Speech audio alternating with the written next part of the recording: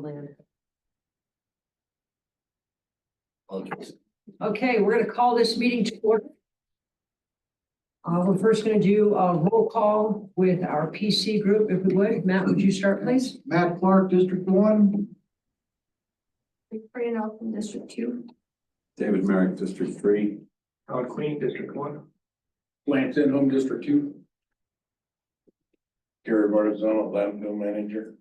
Tim Cracking, County Engineer. Edward Neal, Code Compliance. Brittany Haney, Planner. Sean Gardner, Planning Department. Wayne Brolis, District 2. I'm Cindy Watson. I'm District 1. I'm filling in for Kate Darlington, our chair this evening. And I don't believe we have any. We have three. We have 3 people online. Okay, we do have 3 people, I believe, that are joining us online this evening. Yes, this is Ryan Callahan of Connerly and Callahan, representing Alliance Ready Mix. Thank you. Bill Borlaug, WSP Design Engineer. You.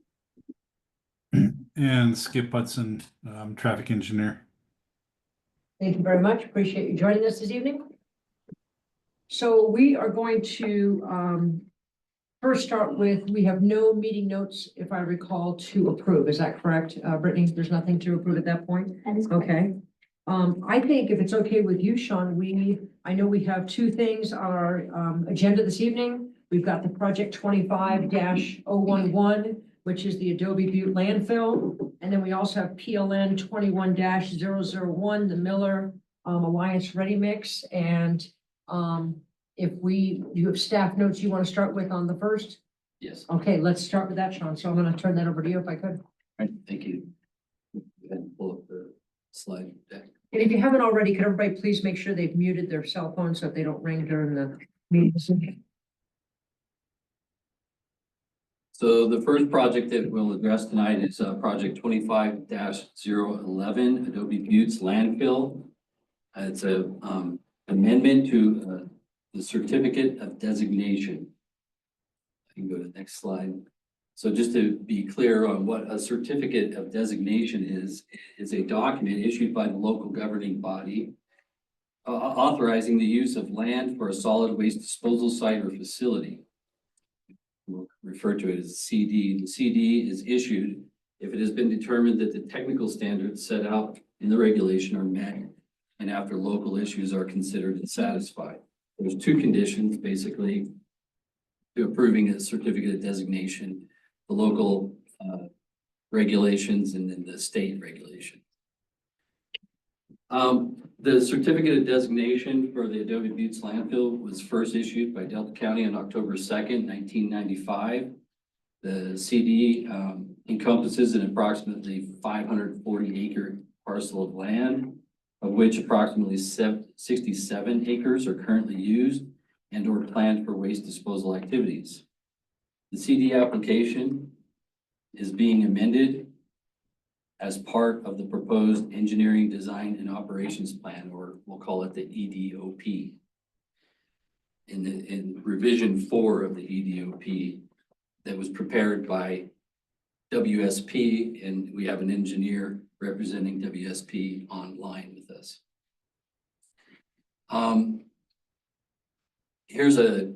Well, you can go to the next one. Here's kind of a topo map of the landfill.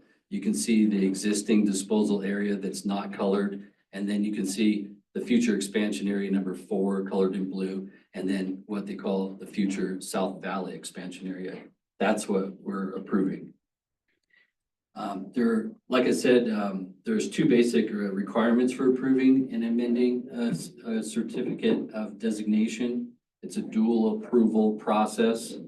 The first is that it needs to meet the local regulatory standards. So in your agenda packet, I literally took the Delta County Land Use Code, Chapter 2, Section F, or Section 4, F9 landfills, copied and pasted every line from that into the agenda packet, and then line by line accounted for how every part of that specific use, the specific use standards were accounted for in the EDOP, or I provided some sort of an explanation of how it is otherwise accounted for.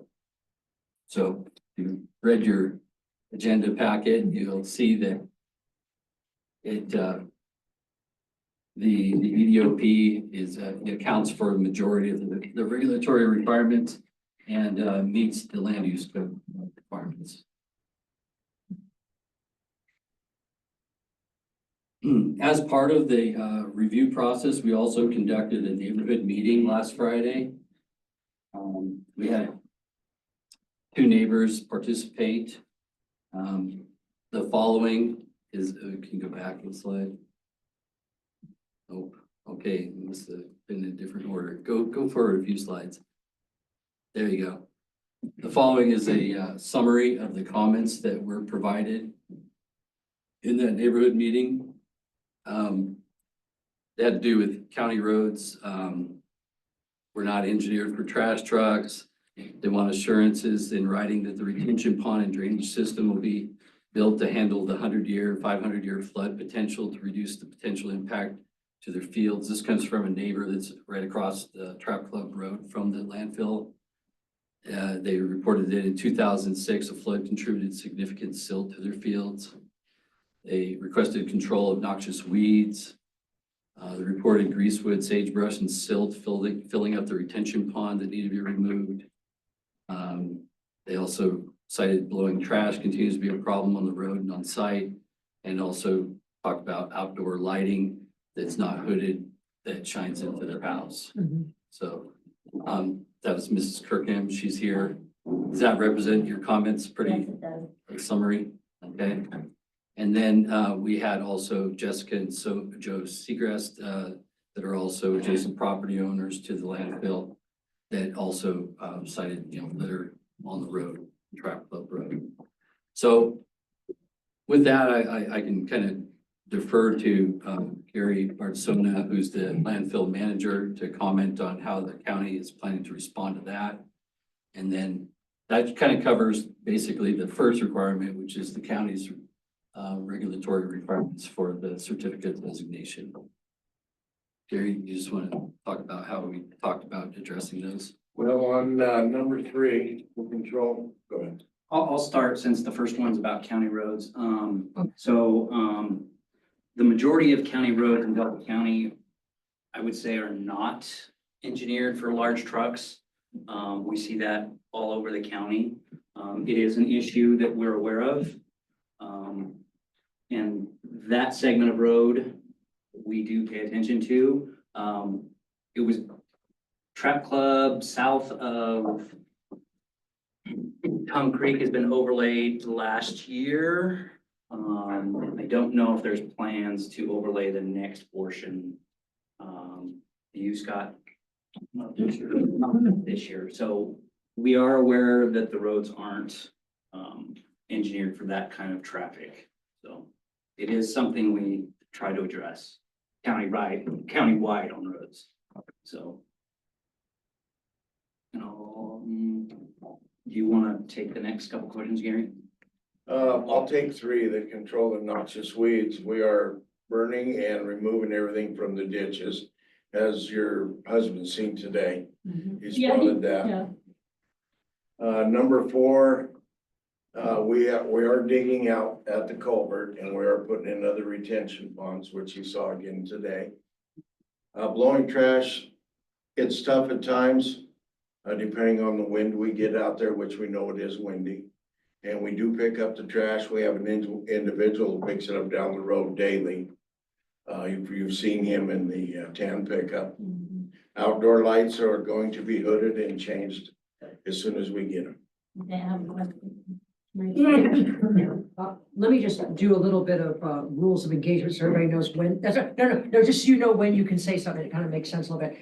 So we first of all have the staff give a report, and then from there, we allow the applicant to do a presentation if they would like to do some presentation. The commission, which is us, we then can do some questions and then public comment. So we want public comment. The only thing we ask is if you do want to speak, we have a sign in. So if you have come in late or you have not yet signed this, if you would like this, there you go, sir. We're going to set it right down to you.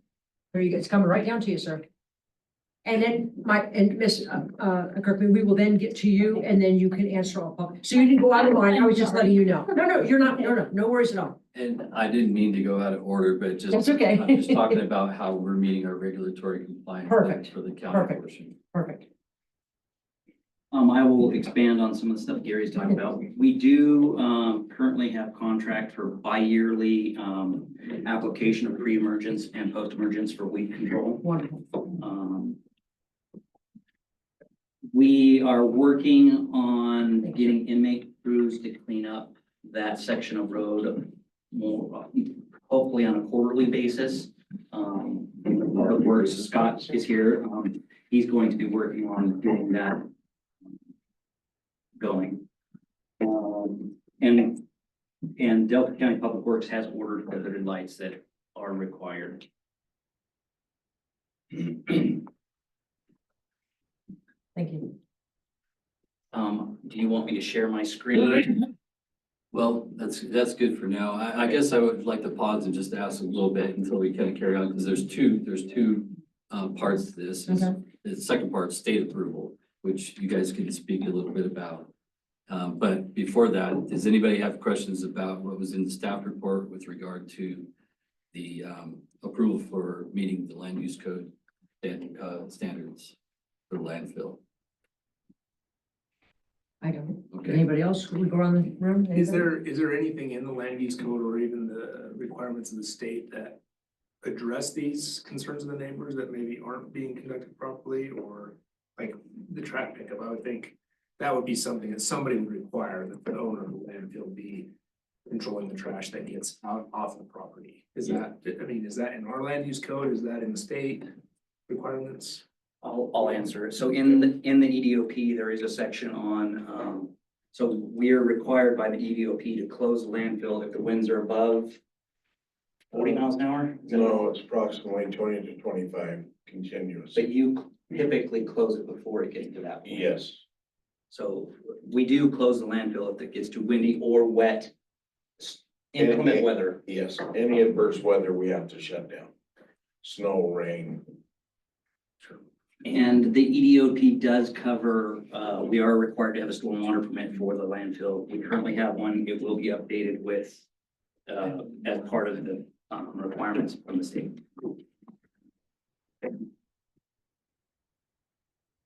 All right, so the other condition for approval of an amendment or approval to a certificate of designation is the approval of the CDPHE, the Colorado Department of Public Health and Environment.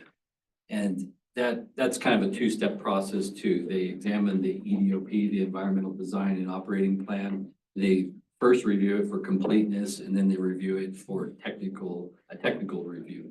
They provide a technical review approval. So I don't know if you can go to that slide that shows their, go back, I don't know, there it is, right there.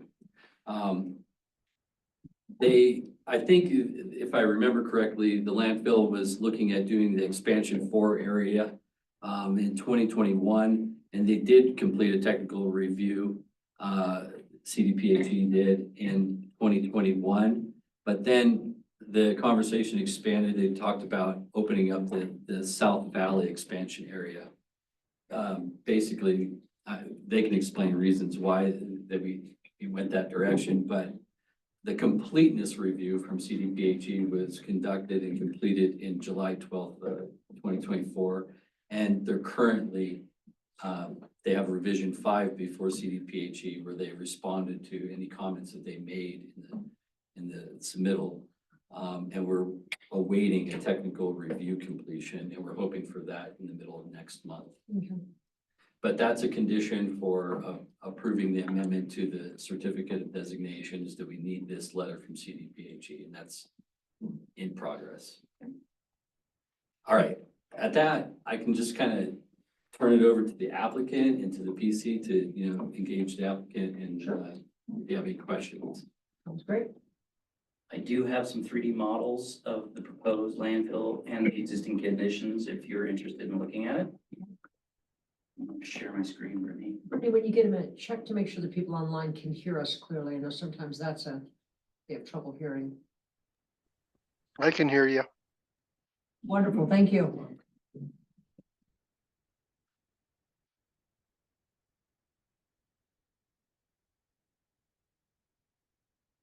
Steve, can I ask you, Steve?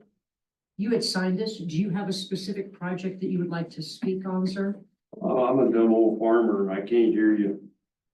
You signed my sign-up sheet, but you Yeah. did not put what project that maybe you might like to speak on. Is that the I landfill? want to speak on the county dump project. The landfill project. Well, you think it's a landfill. I know it's a dump. Potato, landfill. For 60 years, it was at the northeast corner of my place and it was called a dump. Okay, well, I'm gonna put you down when we get to those questions. I'll put you, that's what you want to speak about, sir. So I'll try not to make you sick with our 3D.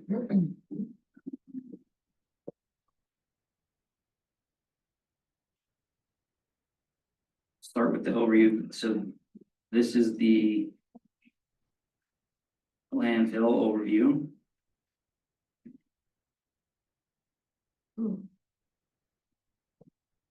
Here's the existing cells right here. This is the expansion 4 that we're talking about, which is a hillside, which has to come down 80 feet, I think is where we're currently at right here. Yes, approximately. So that is why we've shifted to the South Valley because of the construction costs and the amount of dirt we have to move here. So we're gonna work on that long term, but we need a solution in the short term because we're running out of airspace. I think we've got about 5 years left in what is right in this area and the top right here. So that's when we went back to CPHE and added the South Valley, which is this area right here. And I can show you a subgrade plan here.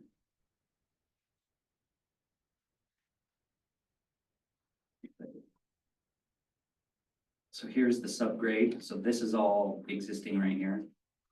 And then this is the expansion 4 back here. And then this is the South Valley. And then this next view will be the final cover, what it would look like.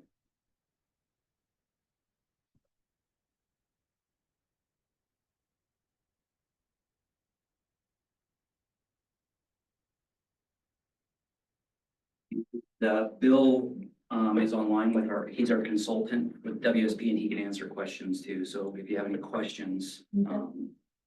That's what we're here for. Wonderful. So do we want the applicants to come up this time, Sean? Do you think we ready for that now? They are the applicants. Okay, but there's nobody else in person here. These are all online? Yeah. Okay, perfect. They'll get Gary, the landfill manager. Got it. and Okay, then perfect. the Just check to engineer. make sure, okay. Okay, online, do we have anything we need to add for any of those individuals that are listening online? That they would like to either add or comment on for just a moment? Specifically, Bill. Bill, Do you have you're anything on to the add, spot. Bill? No, I think,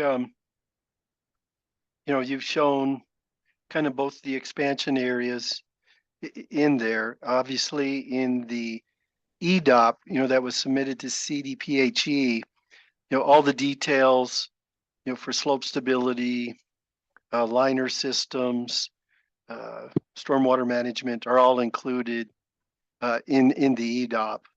So if we need to get into some details, we can track them down in the EDOP for everybody.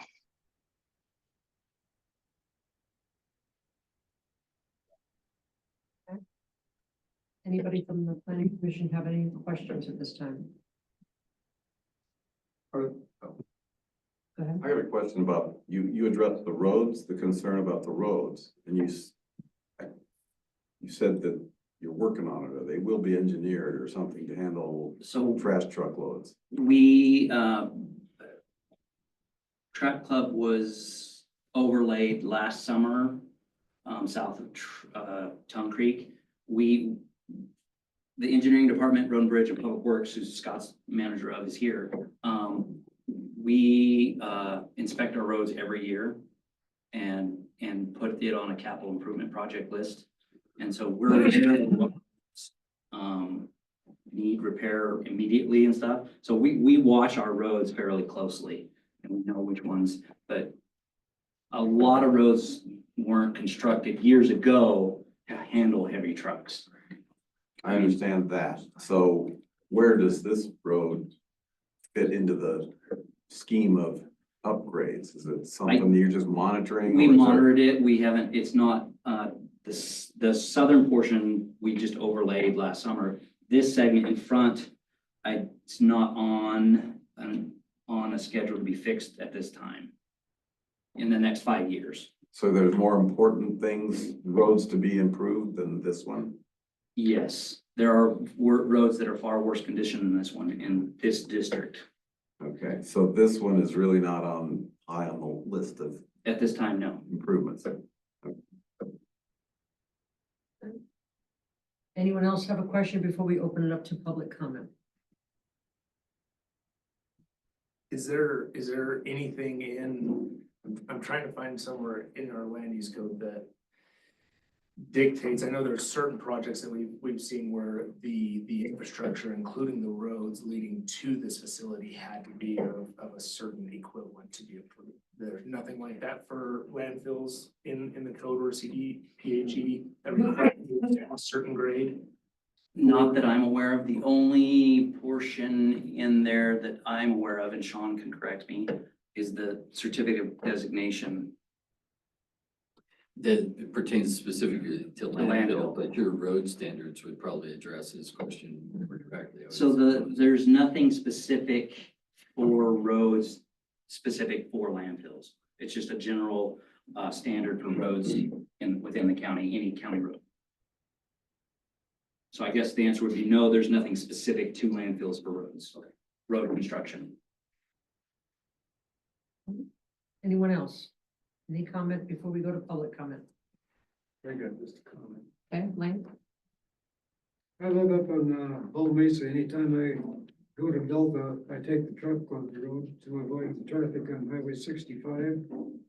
The overlay you guys did this summer really improved that section of the road. The problem with the county roads here in Delta, and I work road construction as a juvenile, okay?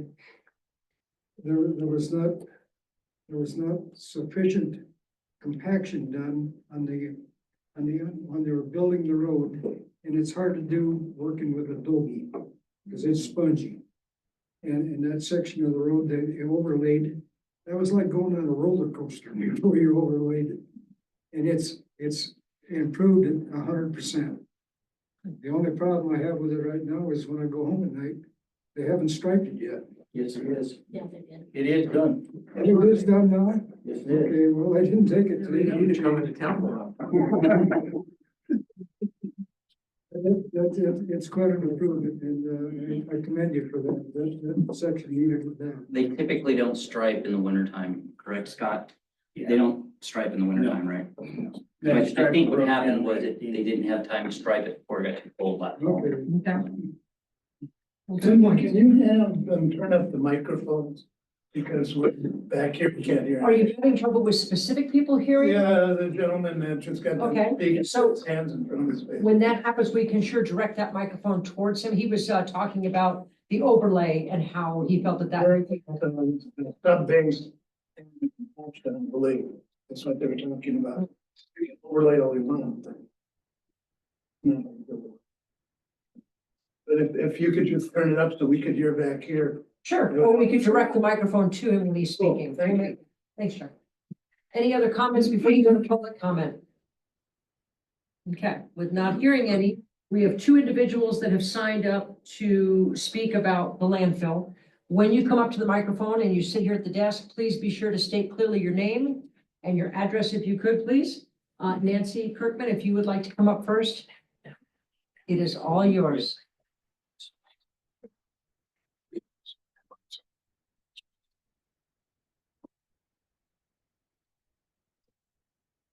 My name is Nancy Kirkham. Ross and I have the ranch across from the landfill. The address is 11694 Trap Club Road. There are two homes there, but that's the address that we use. I've been gone all day. I spoke to Ross before I came in and he wanted to let me know that they were up there today working on the retention pond, which is huge because if that trashes up, it trashes up the culvert and then all that comes on our hay fields. So I really appreciate that, that something's being done on it. Talking about the roads, as you mentioned, a lot of people go down Trap Club Road so they don't have to use Highway 65. You would not believe how many people speed on that road. I mean, it's unbelievable. They're not going 45, they're probably going 65 or more. So that should be patrolled, which isn't very well. The road, Tongue Creek Road, and trash trucks use that road. There's a house that's almost on the road. I don't know what the right of way is, and they always have things parked almost, I mean, they have things parked next to their property that aren't any further off this road than this table.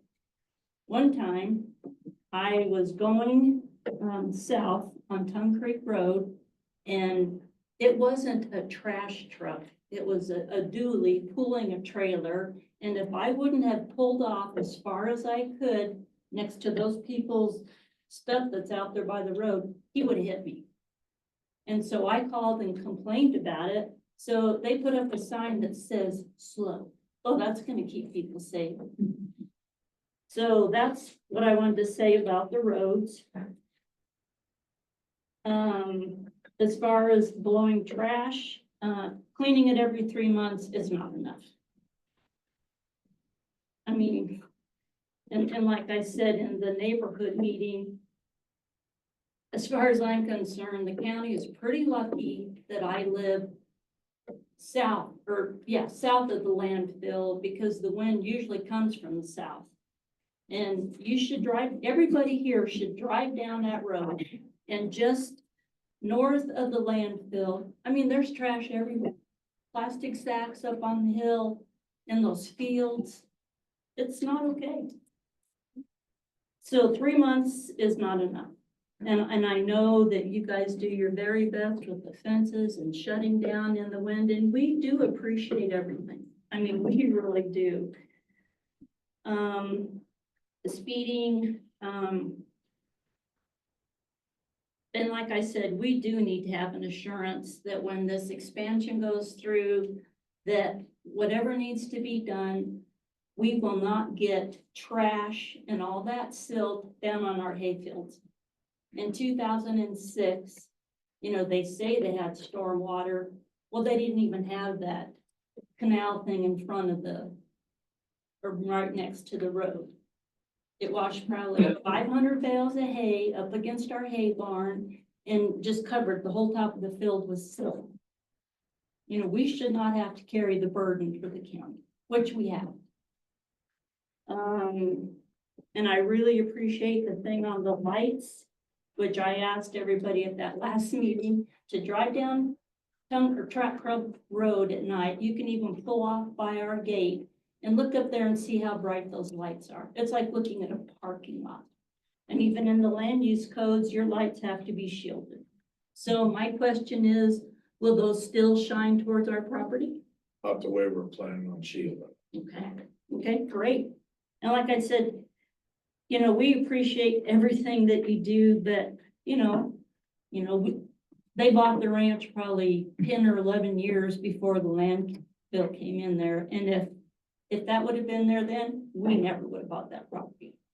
And I totally disagree with where they put it. They could have put it somewhere else where it wouldn't have affected somebody's private property. So like I said, I totally appreciate everything that you guys are doing. The things need to be fixed. And one other thing that I'm gonna say, Sean, I gave you those letters, and I'd really appreciate it if you'd share those letters and those pictures. Actually, he did. They did not make our packet, but he did share those before you came up. So we had a chance. Thank you for writing it. Yeah. Because the only reason that we got that stormwater protection was because they wanted to straighten the road, so we had some leverage. We said, we're not gonna give you anything until we have assurance that we're not gonna get flooded again. So it's been pretty horrendous. I would just like everybody to see that. And one thing to your credit, from what it was and how you're doing it now, it is so much better. We really do appreciate it. Well, we're working on it. Right, right. Well, I mean, it's huge. Any help at all is huge for what it was. On this new expansion, would you be able to see trash from the road? No. Okay. Planning on putting berms up on both sides of the entrance road, Okay, which will block all the view of traffic. okay, good, okay. Let me check. Large berms, Like what? large berms. Large, okay. So when they put in the shielded lights, if we're still not happy with them, Just let me know. okay, I will. Just Maybe. come on out, let me know. Okay, great. Okay, well, that's all I had to say, and Okay, so let's see if anybody from our group has any questions to you, since you're Okay. here, if that's okay. So let's, Miss Victoria, thank you, go right ahead. So your complaint with the trailer, the guy that was pulling the trailer, are you suggesting that corner needs to be widened, that it's not, sufficient for vehicles pulling trailers so around? do you know, have you been I've been on down. Town Creek Road? Okay, and you know that property I'm talking about, I should be able to tell you the people's name that have it. I'm not real familiar anyway, but I've been down that road. Okay, before. well, if you're coming, you'd be headed north, Okay. going down Tongue Creek Road. And right next to the road, there's a gray house, and there's always a lot of vehicles out there. There's like a semi trailer. Like I said, it's not this far off the road. And for a long time, there was a Mustang parked there, and my thought was, maybe they have that parked there so somebody will hit it and then they can get the insurance. I mean, it's dangerous. I mean, if I'd have met a trash truck there, because they have so many vehicles out there, I couldn't have got off the road far enough, they'd have hit me. So Or it's they'd have went okay. in the ditch. I wanna hold your question because I think Tim is gonna add something to, is that okay to do a little triangle for just a Okay. minute? So Victoria, you asked a great question. Tim, would you be so kind as to address that, please, sir? Yes, so we're talking about 1669 Tongue Creek Road. That would be Robert Moreland. Okay, yeah. And the right of way at that point is only 30 feet wide, so it's barely enough, and actually, it's actually an easement, so it's barely enough to cover the road, so them parking up against that, if they're outside that easement, so it'd be 15 either side of the center line, it's narrow through there, there's nothing we can do if they're outside that easement, if they're more than 15 feet from the center line, Well, then trash trucks should not be allowed to go down that road. I mean, it is dangerous. Corner where you cross Tongue Creek right there too with big trucks is not a good one either. Cross Well, and I Tongue Creek. almost got hit there by a trash truck. And they had the stop sign. I mean, it's dangerous. So Victoria, you started the question. I just wanna make sure that before somebody else steps in, that you're finished answering or you have a sufficient answer what you asked. I understand the answer. I don't think we have a solution on the table for that right now, but Okay. it's a good point to be brought up. So why can't they outlaw trash trucks going down that road? It is extremely dangerous. I mean, so there's no right of way. Somebody gets killed and then it's gonna be too late.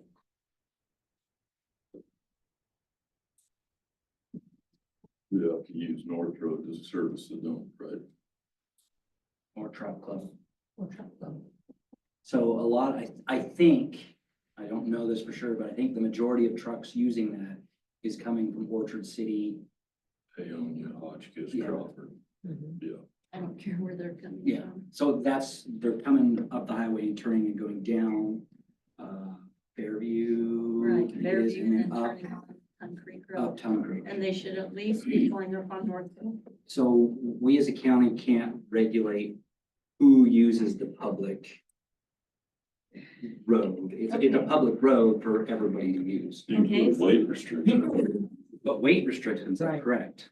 And you So- could potentially, I'm just asking, could you put a truck specific speed going through there with a weight limit? I'm just The asking. speed's pretty slow through there, supposed to be pretty slow, it's pretty slow. So part of the other issue is the south half of Tongue Creek is not Telney Road, that is, Orchard City.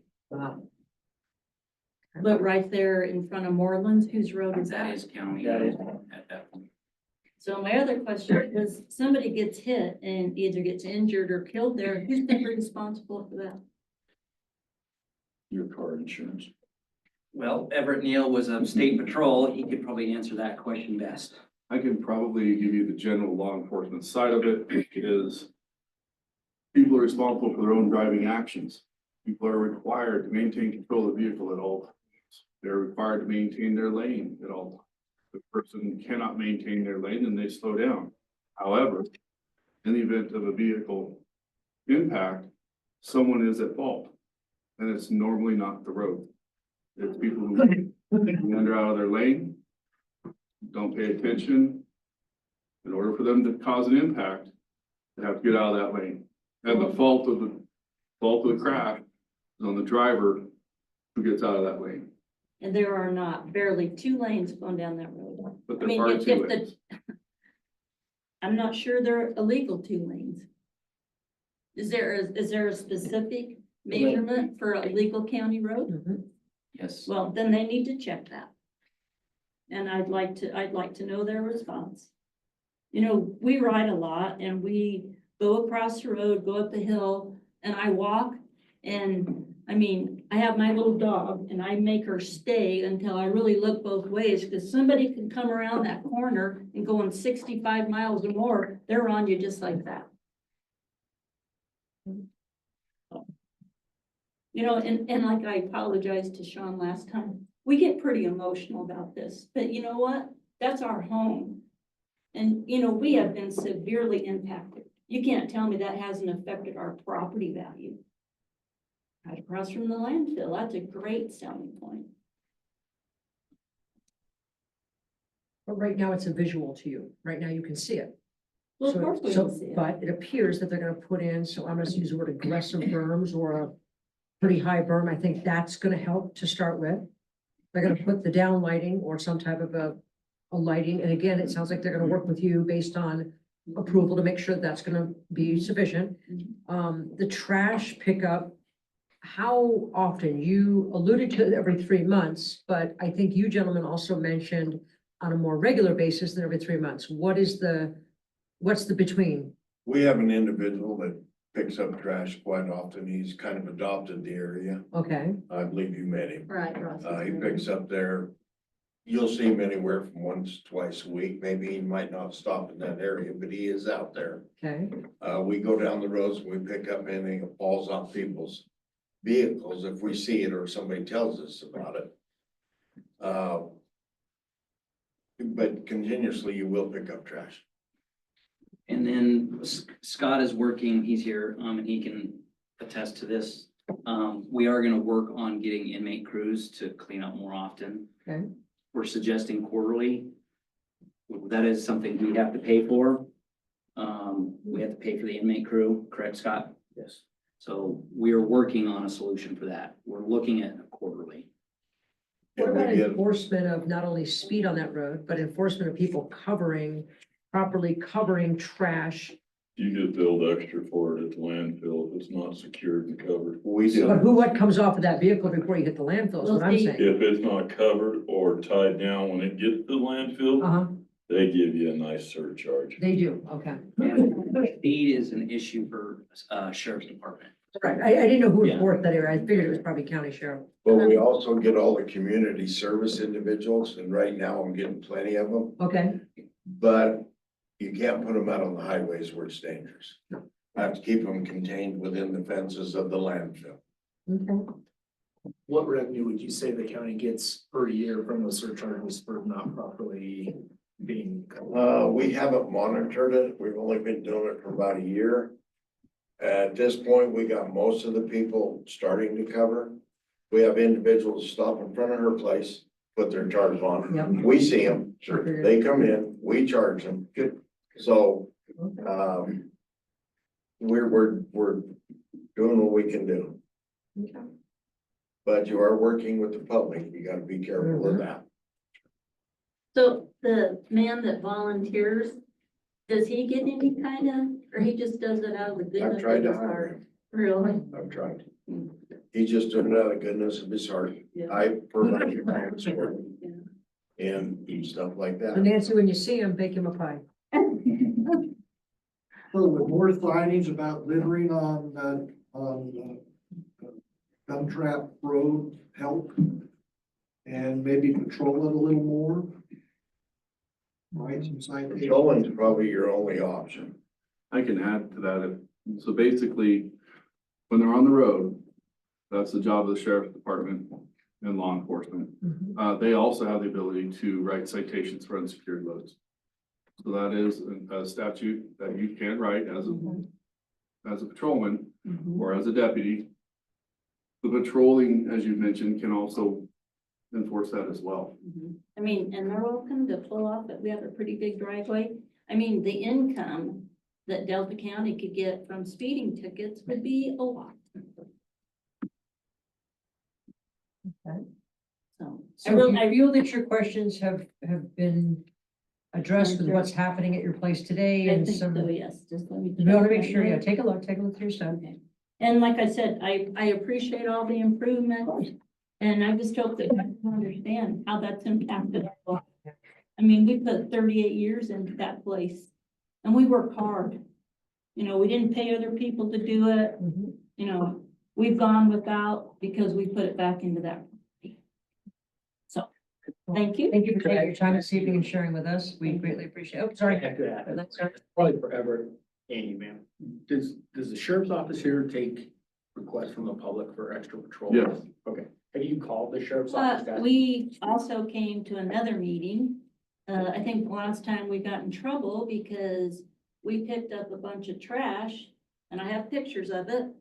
We're throwing in, you know, tires and everything. We went up to the landfill and we told them we were not paying to dump somebody else's trash. We weren't allowed into the landfill. We were trespassing. They were gonna call the sheriff. Yeah, I guess I wasn't clear on my question. I wondered if you called the sheriff's office to Well- ask them about being out there more to enforce this. So we came to a meeting, commissioners meeting or something after we got in trouble. We met with, it wasn't you, it was whoever was. It was me. Was it? Yes, ma'am. And we paid the fine and Yes, ma'am. we talked about that. And when we were at that meeting, there was a sheriff here and he said that they would do more patrol. Squeaky wheel gets the grease. So That's what we- I'd say. speaking on traffic and speeding, Tim, we get a lot of complaints on speeding throughout the county. Yeah. And whenever I get them, I said, call the sheriff department, that's who Right. enforces that. So it's not just your area. Oh, I'm sure, We get it Sure. everywhere. right. So, I'm just saying that. Not that, That might be. not that they shouldn't patrol your area too. I'm just It's saying, a countywide problem. big source of income. I mean, every morning and every evening. You could always see a state patrol do it. I did as a trooper. Call state patrol too. Ms. Kirkman, we greatly appreciate your time this evening, and hopefully we've answered questions, and it sounds like you have an open discussion going on with members here, and that's what we hope for, is that we keep those communication lines open to find a happy And like- middle ground. And like I said before, when the bill first started, we didn't get any help out of anybody. Yeah, If you have any issues, just stop by. yeah, there you go. We appreciate that. Okay, so we have one other gentleman, Mr. Steve, is your last name Thank K. you. Meyer, sir? Steve, last name is K. Meyer? Pronounce that correctly. I used to be an English major, sir. Get it pronounced correctly once or twice a year. Well, let's consider that once this year. So if you'd be so kind as to give us your name and your address, we'd be most appreciative. Steve Kmeyer, 19758 North Road. At the end of each day, are you guys still using the procedure to cover up trash that's accumulated during the day with dirt? Yes, Why? it's required in our permit that we gotta put topsoil over everything. No, it's not. The dump over Pueblo at the end of each day has a big roller and a big net that they roll over to contain whatever the wind might blow away, and each morning they roll that back. You're filling the dump up with dirt. That's how we're permitted. We're not permitted to put a tarp on it this time. When I mentioned this several years ago, I was told, well, we don't have the money to buy a net. You can change your permit. Yes, we could, but at this time, that's what's working the best. No, it's not. You're accumulating a lot of dirt in the landfill. Okay. You're taking years off its useful life. That's what I'm permitted to do, and that's what I have to do. So there's nobody in county government has the ability to think for themselves and try to change that. Well, insults aren't gonna get you anywhere. So Well- I'm gonna interrupt just for a second, if I may. I love open discussion, but I think that we need to keep it exceptional, professional, and kind. I'm all about kindness. So you're gonna get a lot further, with a little bit of kindness than you are with anything else, so forward. But I would just appreciate keeping that tone professional, please. Up a lot of space with dirt that could be used for trash. Okay. So it appears that the way his permit is the way it is. So I don't know how that would change unless that is something that is applied differently.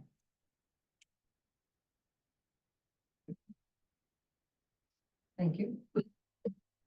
Now, every evening when the dump closes, within a half hour, there are hundreds of crows who have put in a hard day's work at the dump, take off and fly north right over my runway. And so we've got an hour or so of every evening I can't use the runway because of conflict with birds. But I don't see this county spending more than 10 cents for bird mitigation. I'm very disappointed in your answers and your attitude on filling the dump up with dirt. I just have to chalk it up to nobody gives a damn. Mr. Kramer, thank you so much. Yeah, right. Can I say something else? Am I allowed to let her, with being that she's come out of public comment, can she still say something, or are you okay with that? Go right ahead, ma'am. We have had a lot of problems with the ravens. And, maybe there's nothing that, can be done about it, but it is a huge nuisance. I mean, they pick up weird things and leave them all over our property. One thing I totally don't agree with Mr. Kmeyer, I'm glad they're using dirt. Fill it up sooner. I mean, and that is, and that is a law that it has to be covered with however much, 6 inches of cover. So, I mean, I don't like the whole net idea. So I just wanted to say that. Thank you, appreciate that. Okay. Moving along. So we're gonna close public comment. I just want to make sure that I did address the 2 individuals that signed up for the public comment on the landfill. Is that correct for the rest of you that are in the? Cindy, don't forget the people online. Nope, I'm gonna work to them next. Everybody here has already commented, but wanted to on the landfill, correct? Okay, let's now go online to you 3 patient individuals. And please tell me who you are and any comments that you have on what you've heard or additional comments that you may have, please.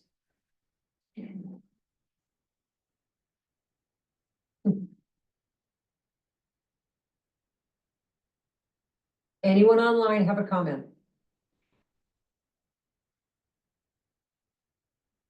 Okay, so not hearing any, I'm going to assume there's no comments online. Okay. So let's bring it back to our discussion just for a minute with the PC. Where are we with any additional questions or comments? We know what the staff is recommending. I've got a question. Go right ahead, David. I think Ms. Kirkham raised some good points, and I'm hearing the county saying, well, we're gonna address that, we are addressing that. Do we make that a condition of our recommendation, or are we just gonna assume that it will be taken care of?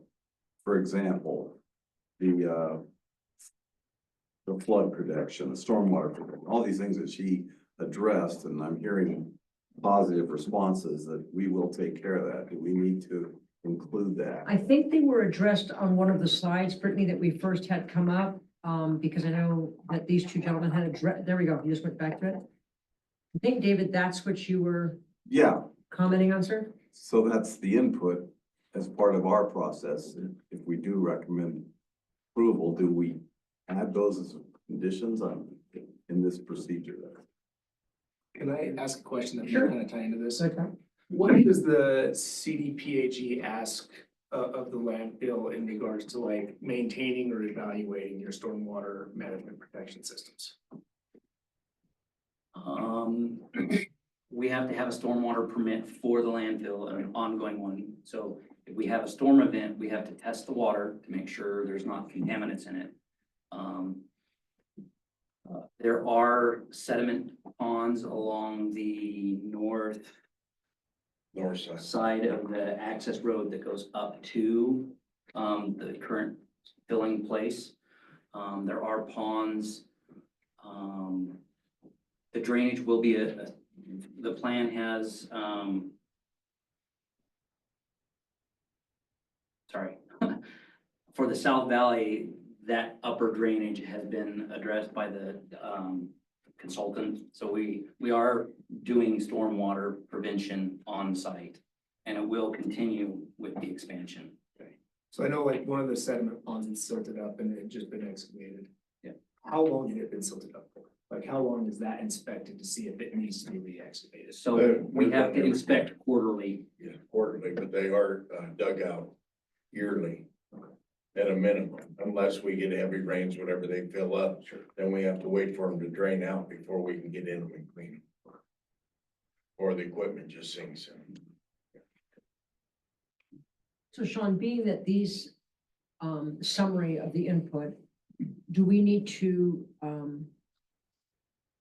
Condition. recert them or recondition them in a recommendation to move forward to the BOCC, or how do, because they're already printed for us, that's why I was wondering. I believe all of these are addressed in the EDOP. Am I correct in asserting that? I mean, I'll kind of defer to the landfill manager and to Tim here on that, but in terms of like mitigation plans for all of these concerns, there is a plan in place for them.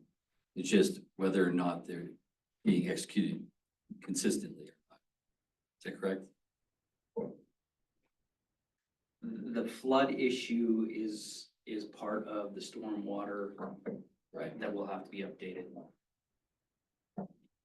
The other issues, county roads, we inspect our county roads and we come up with which roads need to be fixed as soon as possible.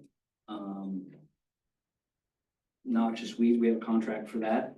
So we are addressing these, so. And these are part of the land use code. I mean, we control lighting and all that stuff. So if, you know, I'm asking, are they included in the EDOP as a plan?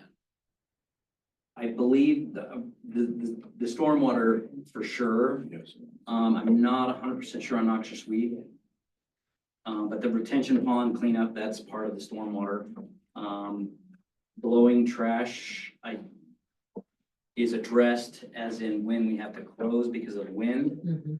I think that the trash pickup is just a policy outside of the EDOP that we do, correct, Gary? Yes.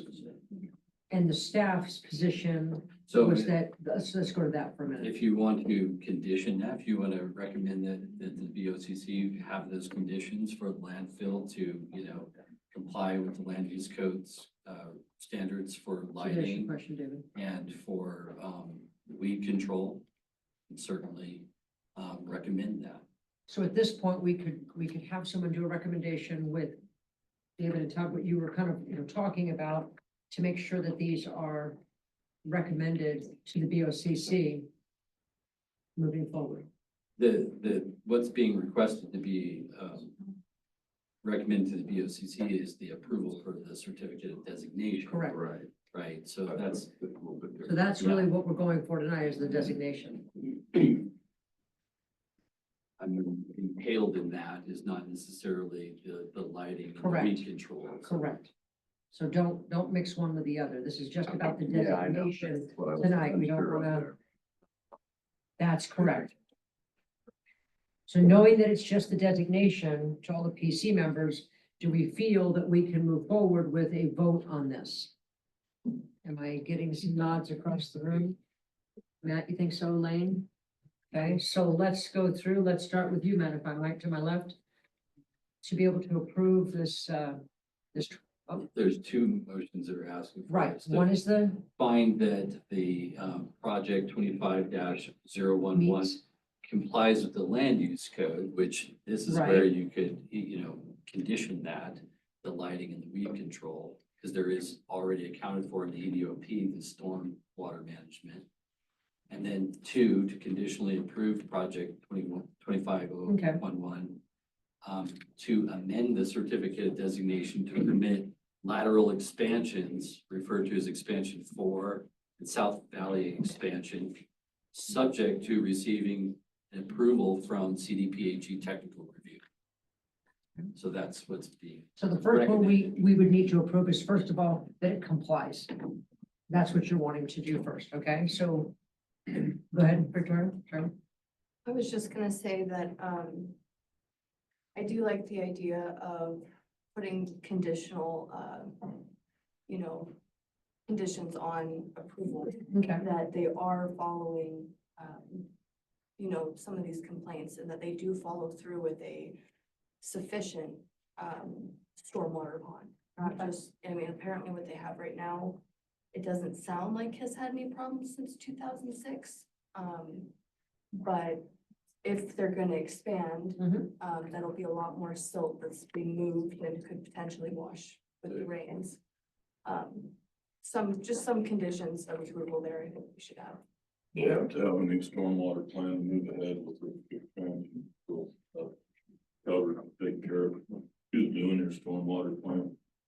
I believe it's part of our, and Bill online can respond. I think it's part of our plan already. Is that correct, Phil? Yeah, I'm looking in the EDOP, section 4.1.3.1. Temporary surface water control. Landfill operates under a stormwater management plan to identify potential pollution sources, practices, and you're working under the state general permit. Is that the question you were asking? Is So the that's- county doing the permit, or are you hiring a third-party company to do the permit? The permit's already in place. Who inspects the permit? So Delta County Engineering, my department is responsible for doing the quarterly inspections. But Bill, the specific question is, are you guys updating I think the question is, and you guys can clarify, is WSP updating the stormwater permit as part of our contract? I'm not sure we need to, so we did design the expansion areas per the regulation to manage, the 100-year, 24-hour storms. So that's what's included in the EDOP. We haven't updated like your stormwater management plan at this point yet. And you may not need to. We'll have to take a look at it to see, the controls and everything that are in there may already cover that. So we can take a peek at that.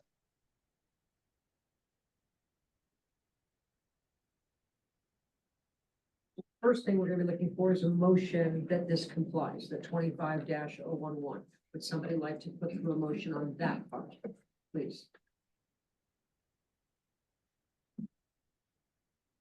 I move that we find project 25-011 complies with the Delta County Land Use Code. Okay. So let's go through it and vote. All in favor, say aye. Second motion, sorry. All in favor? Aye. Okay. I also move that we conditionally approve project 25-011 Adobe Buttes landfill CDCUP to amend the certificate of designation to lateral expansions, referred to as expansion number 4, and the South Valley expansion, subject to receiving approval from the CDPHE Technical Review Recommendation Letter. Okay, Todd seconds that. You get that, Brittany? Yep, she's getting it, right? All in favor? All in favor? Aye. Thank you. Okay.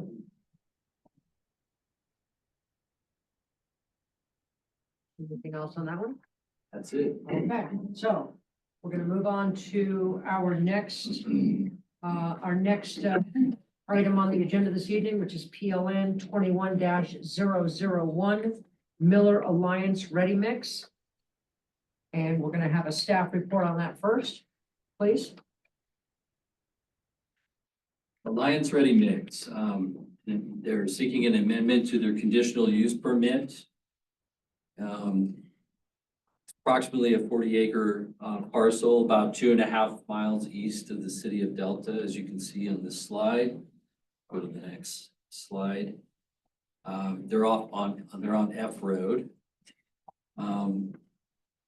In A5 zoning. They were issued a conditional use permit to operate a mobile concrete batch plant on April 5th, 2022. Recorded under resolution number 22-R-011. It is valid until April 2026. They met the standards of the 2021 land use code for rural heavy industry. And they were approved subject to 8 conditions that are referenced in Exhibit A of the resolution. Alliance would like to expand their operations and they're requesting approval for 5 changes to their conditional use permit. I'll just enumerate them all so you kind of get an overview of them, and then I figured we could go one by one through each of them. And probably, if you don't mind mixing up the procedure a little bit, maybe we could either address each one, or I could go through every one of them with staff comments and recommendations, and then at the end, we could turn it over to the normal process. Is that what you're? That sounds fine. That's fine. Okay. So the 5 requested amendments are to renew the conditional use permit and extend it to 2029. That's request number 1. Number 2 is expand the operation hours. Currently, they're permitted year-round to operate from 6 a.m. to 5 p.m. Monday through Friday. They would like to expand the operation hours April through October from 5 a.m. to 4 p.m. and November through March, 6 a.m. to 5 p.m. And again, sticking with Monday through Friday. Third, they'd like to expand the equipment allowance. Currently, they're permitted for 4 mixer trucks and 1 semi-truck. They are requesting to expand to 10 mixers and 2 dump trucks. Actually, there's more in that, but we'll get to that when we get to the breakdown. Fourth, they would expand daily production levels from their current permit is 1 to 200 yards of concrete per day. They want to expand to 300 yards of concrete per day. And fifth, expanded Alliance's facility. Currently, they're permitted for 1 24-foot by 40-foot building for equipment in office. And they're requesting to add a 6,000 square foot mechanic shop and a 5,000 square foot indoor truck parking. So we can just go one by one here for each of these. Is that okay? Okay, everybody? Okay. So first of all, just kind of to review how their performance has been on their existing conditional use permit. With regard to the first request, renewing their conditional use permit. We have received a few complaints about hours, dust, and routes, over the last 2.5 years. Those have been dealt with by Code Compliance Officer Everett Neal. And there has occurred some unpermitted expansion. They did build a building around their mobile batch plant that they understood that was understood by the county, but I have no record of that. I think that it's it's not a big violation of their permit, but it is a building that was not approved and permitted in their original permit. Also, there's a weatherport building that was added to the property that wasn't also permitted. And the understanding of the applicants was that that wasn't entailed in the conditional use permit, that portion of the property, but clarified to them that the entirety of the property is under the conditional use permit.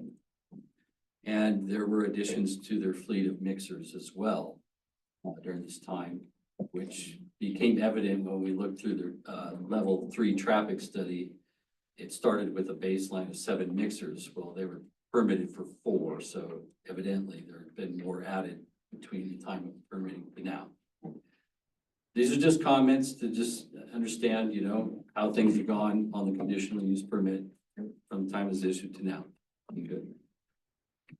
So if we do, you know, redo our the conditional use permit, there will be amendments to 5 of the conditions that are listed out here in the resolution in the appendix. And again, the recommendations be decided by the PC would be to renew it for another 4 years. Okay.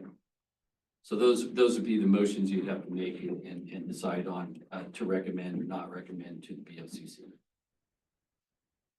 Number 2, expanding operating hours. One of the complaints that was received in the last couple of years was that they were, and this one was dated actually in May of 2022, so a month after receiving the permit, trucks were arriving outside of the operating hours. I think they realized soon after getting the permit that it's kind of hard to determine when the trucks are going to get back from a job, you know, and so they would arrive back later than hours. We have an advisory letter to that applicants regarding this and asking them to stay within their hours of operation. Alliance now would like to have their hours of operation understood as in 2 distinct categories. They have their batch hours, which they contend they strictly adhere to their operation hours during the concrete production. But truck trips to and from the facility, believe their intent is to ask for some flexibility about that, which anybody that's done concrete can understand. It's pretty hard to control the time that the truck's going to return from a job site. So recommendations, you know, I mean, these are for your consideration. This is what you're going to decide on whether to, you know, recommend to the BOCC or not, is either to approve 1 or 2 types of hours of operations. And the hours of operations need to be reflected in Alliance's new business plan. So they've submitted a new business plan. In that new business plan, they submitted new hours of operation, but they didn't necessarily make this distinction. That came out while we were reviewing it, preparing for this hearing. And so, you know, that they think about their hours of operation in 2 distinct categories, truck hours and concrete batch hours, okay? 3, expanding equipment allowance. Like I said, the new level 3 traffic study made it clear that the plant had increased its equipment from the initial approval of 3 mixers and, well, it was 4 mixers, wasn't it? 4 mixers in 1 dump truck. Sorry, that's a typo. Without an amendment to the conditional use permit sometime between April 2022 and today. The new business plan proposes a total expansion of equipment allowance to 10 mixers, 2 dump trucks, 2 semi trucks at the facility. So they're accounting for that growth that has taken place and asking for a little bit more growth, okay? Recommendations would be to update condition number 7 of their permit with Delta County Engineering's amended road bond condition proposal at $100,000 per year for the next 4 years. And there's a memo in your packet from the engineering with regard to that. And to update the truck routing plan, including a truck route map to reflect load increases from the equipment expansion and obtain the engineering department's approval on the plan. Does that make sense? Okay. So these are the recommendations for you to decide on. Or expanding daily production levels. Obviously, the expansion of production levels depends on the approval and expansion of operating hours and approval expansion of the equipment allowance. Recommendations for you to consider would be to update the truck routing plan to reflect the increases in material arrivals and departures. This is so that their truck routing plan is brought up to date and it really reflects what their actual use of the truck route is going to be. And then approve the expansion of daily production levels if the expansion of operating hours and equipment allowances are approved. And then lastly, they would like to expand their facility. Since the date that the initial permit was issued, 2 additional structures have been erected. I already called them out. They're the weatherport structure and then the building around the mobile batch plant. So they've been asking for those to be included on the new site plan, so those can be approved. In addition to the other 2 buildings that they are requesting. You can go to the next slide. Which is the 6,000 square foot mechanic shop and the 5,000 square foot indoor truck parking. So we can go back here and we can go one by one, if that would be helpful, way to approach this. Are we gonna hear from the applicant first, or are we We gonna? can do it that We can do way, that, however too. you'd like to do. Then we can always go back to discussion as well. Do we want to hear from the applicant first, or does anybody, yes, Tom? I think so. Okay. Might be helpful. Okay, well, let's hear from the applicant then, if we could, please. So that would be me. This is Ryan Callahan of Connerly and Callahan. We're attorneys in Montrose. I believe John Plank, a representative of Alliance, is in attendance today for additional operational questions. But I just wanted to present an opening statement, and I appreciate the board's, the commission's ability for me to appear remotely. I had some dental work with Novocaine today that's thankfully worn off, or so I hope. So again, thank you for the remote appearance opportunity. We also have Skip Hudson with Turnkey Consulting, who's appearing by Zoom. So I appreciate Sean's ability to just lay out what the basic amendment structure is for the 2022 permit. There has been increased business opportunities that have occurred with Alliance, which is of course a positive thing for them. But in retrospect, that 2022 request was probably overly conservative and didn't contemplate all of the increased opportunities that they would have. So our hope today is that the commission will encourage the ability to expand and meet this growth by recommending an approval of the amendment. First, I wanted to note that we are willing to accept each of the conditions that are set forth by the staff for approval. Most notably, we will work to submit an updated truck routing plan. I've conferred with Mr. Hudson, and he's confirmed that that's a relatively unusual or usual request, fairly typical for a facility such as Alliance. And also importantly, our client will also secure the increased road bond of $100,000. And there was a bit of a misunderstanding likely in 2022, whether that was an annual requirement. Mr. Gardner has confirmed that it is and should be. And so we'll keep that bond current annually with the county. And so that increase is important. We hope that the commission sees that as important for security for the increased traffic that we're proposing under the amendment. We very much appreciate the staff's position and their recognition. They're seeing that there has been some increased activity since 2022, including 2 additional structures which have been constructed in recent years, and occasional truck traffic that occurs outside of the hours of operation under the current permit. Some of that was based on my client's misunderstanding with some verbal conversations that apparently occurred with prior county staff. But nonetheless, we hope that the commission sees our current request and the level of work that we've put into the amendment process as an effort in transparency, and a goal of bringing the 2022 permit current with the various changes that have occurred at the site, and together with trying to accurately forecast where Alliance wants to be up and through 2029.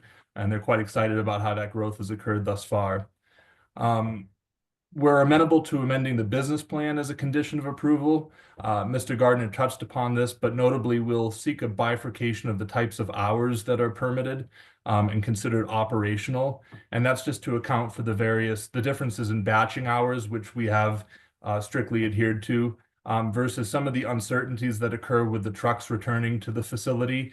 As you can imagine, issues occurring at a project site or travel uncertainties, they're just by definition unpredictable, but the trucks need to return nonetheless. So while the batch hours are being requested, and then they'll differ per the months of the year to account for some of the conditions that occur after concrete's poured in the warmer months.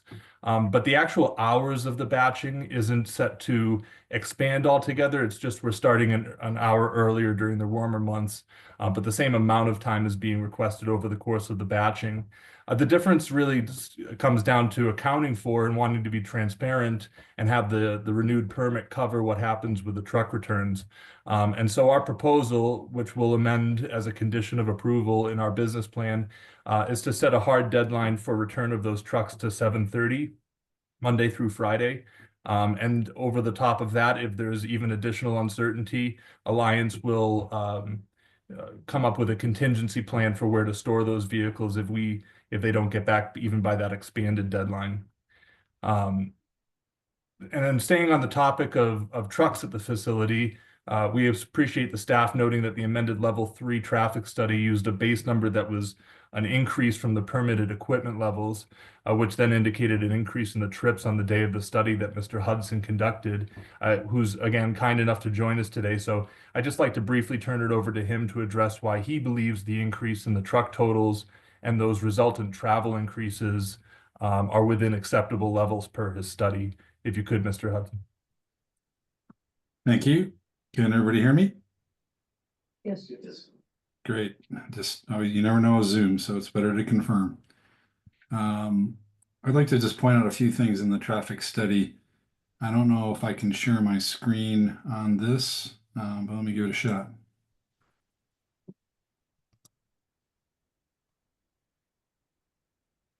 Yes, I can. All right.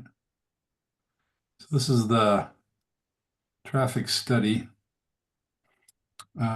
Couple things. So first of all, the methodology for this, and we talk about this here, is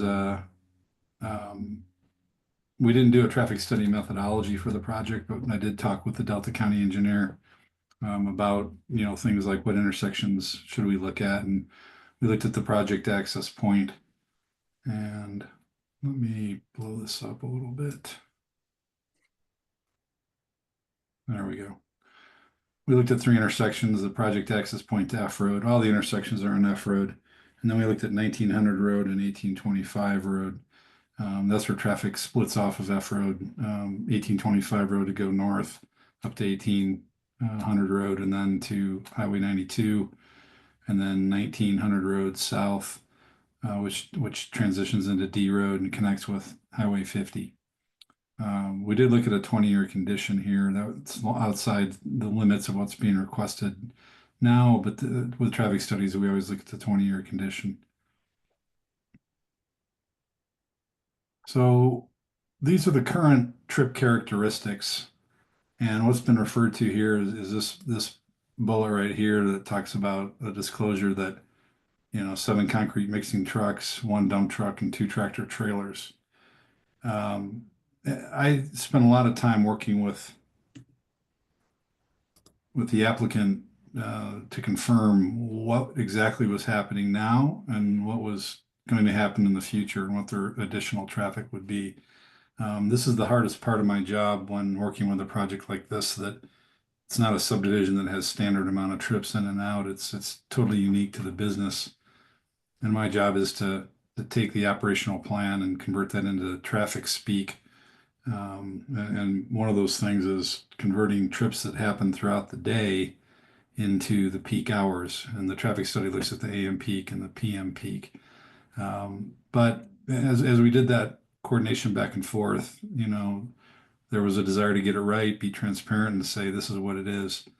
And this is important because we did traffic counts at these 2 other intersections on F Road, And on the day that we did the traffic counts, these are the vehicles that were in operation. In other words, the traffic count already includes the volumes from these vehicles. So I'll get back to that in a minute, but let's talk about project trips. So the request here was, this is the existing project trip generation. And in the peak hours, it's kind of hard to see, but we had 9 vehicles in the morning, mostly employees, and 2 out. And in the afternoon, there was two trips in and 9 trips out. And that takes into account workers and passenger vehicles, small truck, medium trucks, and large trucks. So for the future trip characteristics, the total ask was for 10, but we're at 7 right now, based on the current operations. So there'd be 3 new concrete mixer trucks, 1 new tractor trailer, and 4 new employees.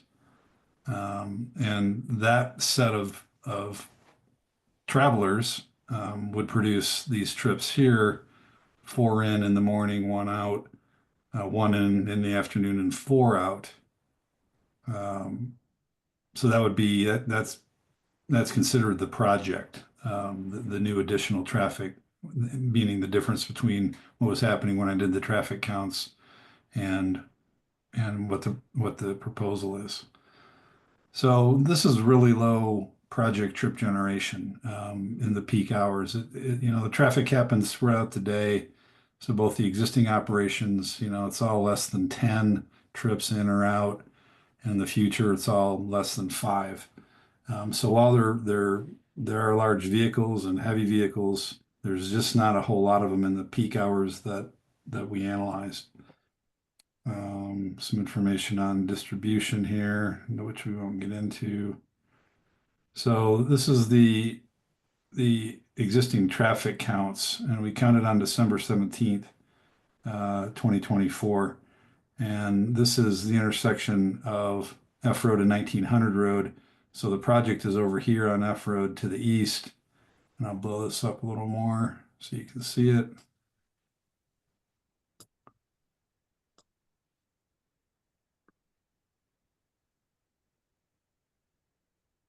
There's not any more than 100 trips in any direction. So these first numbers are in the morning. So 99 in the morning peak hour coming out, 44 going in towards the project.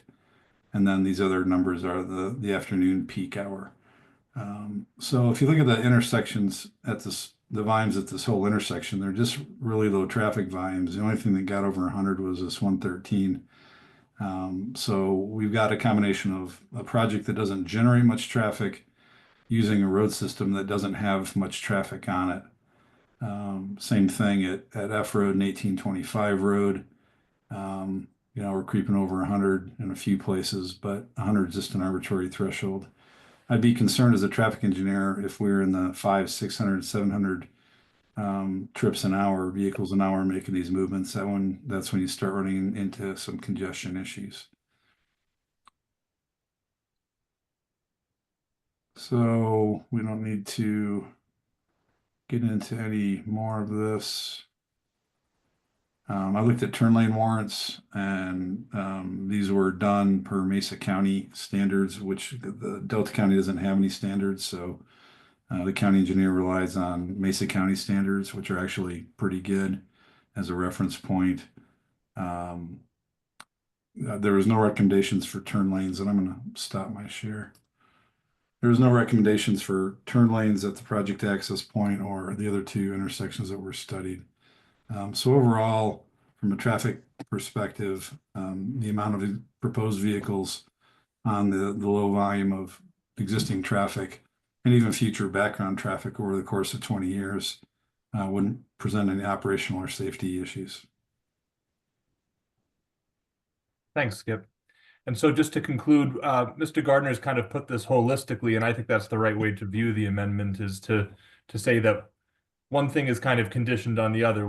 The expanded use to 300 per day is based on trying to meet the demand of the customer base, but it's contingent on being able to increase hours of that batching, which is then why the equipment and the additional trucks are needed. So the effort today is to bring forth an amended process out in advance of when the permit was set to expire.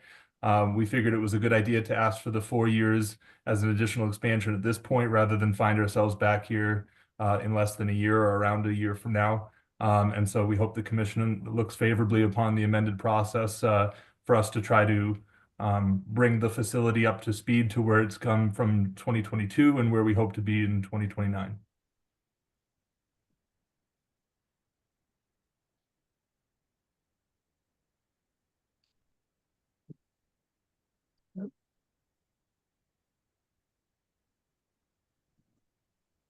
All right, anybody else have any comments before we go to public comment? I have questions for the applicant. Okay. My name is David Merrick.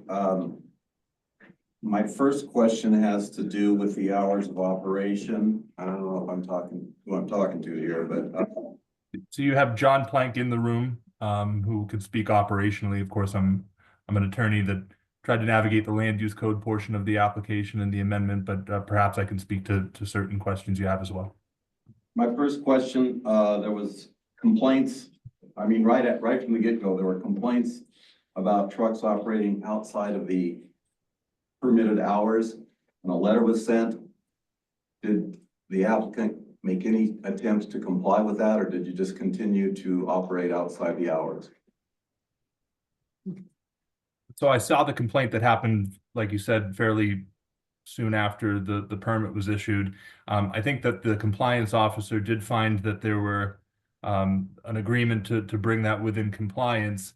However, over the course of since the permit was issued or since the complaint was rendered, I think the issue is just with an overall level of unpredictability. John indicates to me that this is kind of an infrequent occurrence that the trucks return late outside of the normal operating hours, but a recognition that it does occur just on that unpredictability and how projects run long or traffic, especially in the mountain areas, can affect those return trips. So best we've been able to, my understanding is to try to stay in compliance with those operating hours. But I think the bigger part for today is that it was, in retrospect, probably too conservative to not contemplate having to return at an expanded hour past the batching operation hours and not bifurcating. So it's our hope today that we can right that ship for the 4 years coming up. Well, okay, then the equipment. It appears from the report that I've seen that the number of trucks and the equipment has doubled during the last 3 years. Is that correct? Gabe, can you break down those numbers of what you saw on that December day? I think it was. Well, I have the initial approval was for 3 mixers and 1 dump truck. Four mixers. 4 mixers, okay, 4 mixers and 1 dump truck.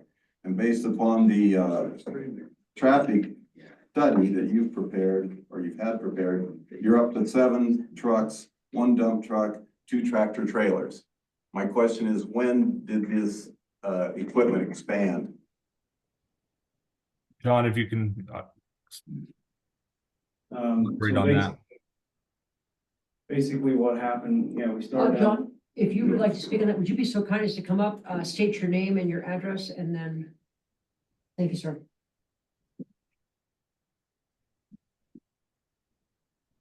So I'm John Plank. My address is 8810 South River Road. When we started here, that was the equipment that we had on the list to start with. And, you can't run 4 trucks all the time every day without, you have to have some extra ones, or you can't produce for your customers. And so, we added a few extra here and there to kind of assist with that. Next thing you know, we're at 7. When did you add the vehicles? Probably within the last year. Okay. When did you build the structure, the first structure?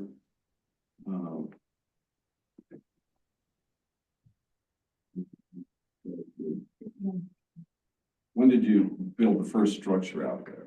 It was probably in 2022. Okay, during the first year of operation. Yeah. And then there was a second weatherport structure built? So I was under the impression that Delta County don't have to have building permits, so I just figured it was not a problem. So I just built the building. It's a good building. What about the weatherport? And then the weatherport, so that there's like 10 acres that is drawn up in a where it's like regulated as far as like the runoff is regulated. We did all that. And then the weatherport, and I was under the impression that's what I need to be careful about. That was under my permit. The weatherport is behind that, and the rest of like the 20 acres or 30 acres behind that. That went up probably in the last, 2023, first of 2023 or 2022. We really don't need that area as a line turning mix, don't need that area.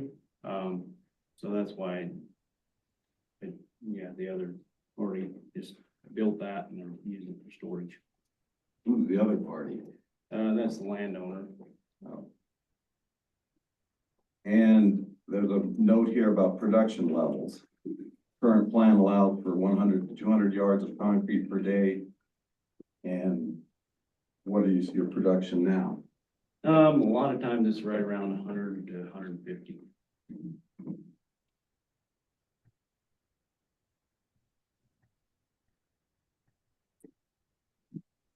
So I guess one other thing I'd like to point out is regardless of the truck, the number of trucks, those trips still need to be made if you're gonna do 100 to 120 yards, same amount of trips.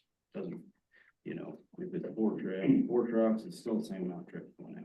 So I don't feel like we overdid that. The track, What's the capacity of each of your trucks? 10 yards. That's the only question I have there. Anyone else have some questions of the applicant? Tom? I have a question for the planning department. Is there permitting required for temporary structures?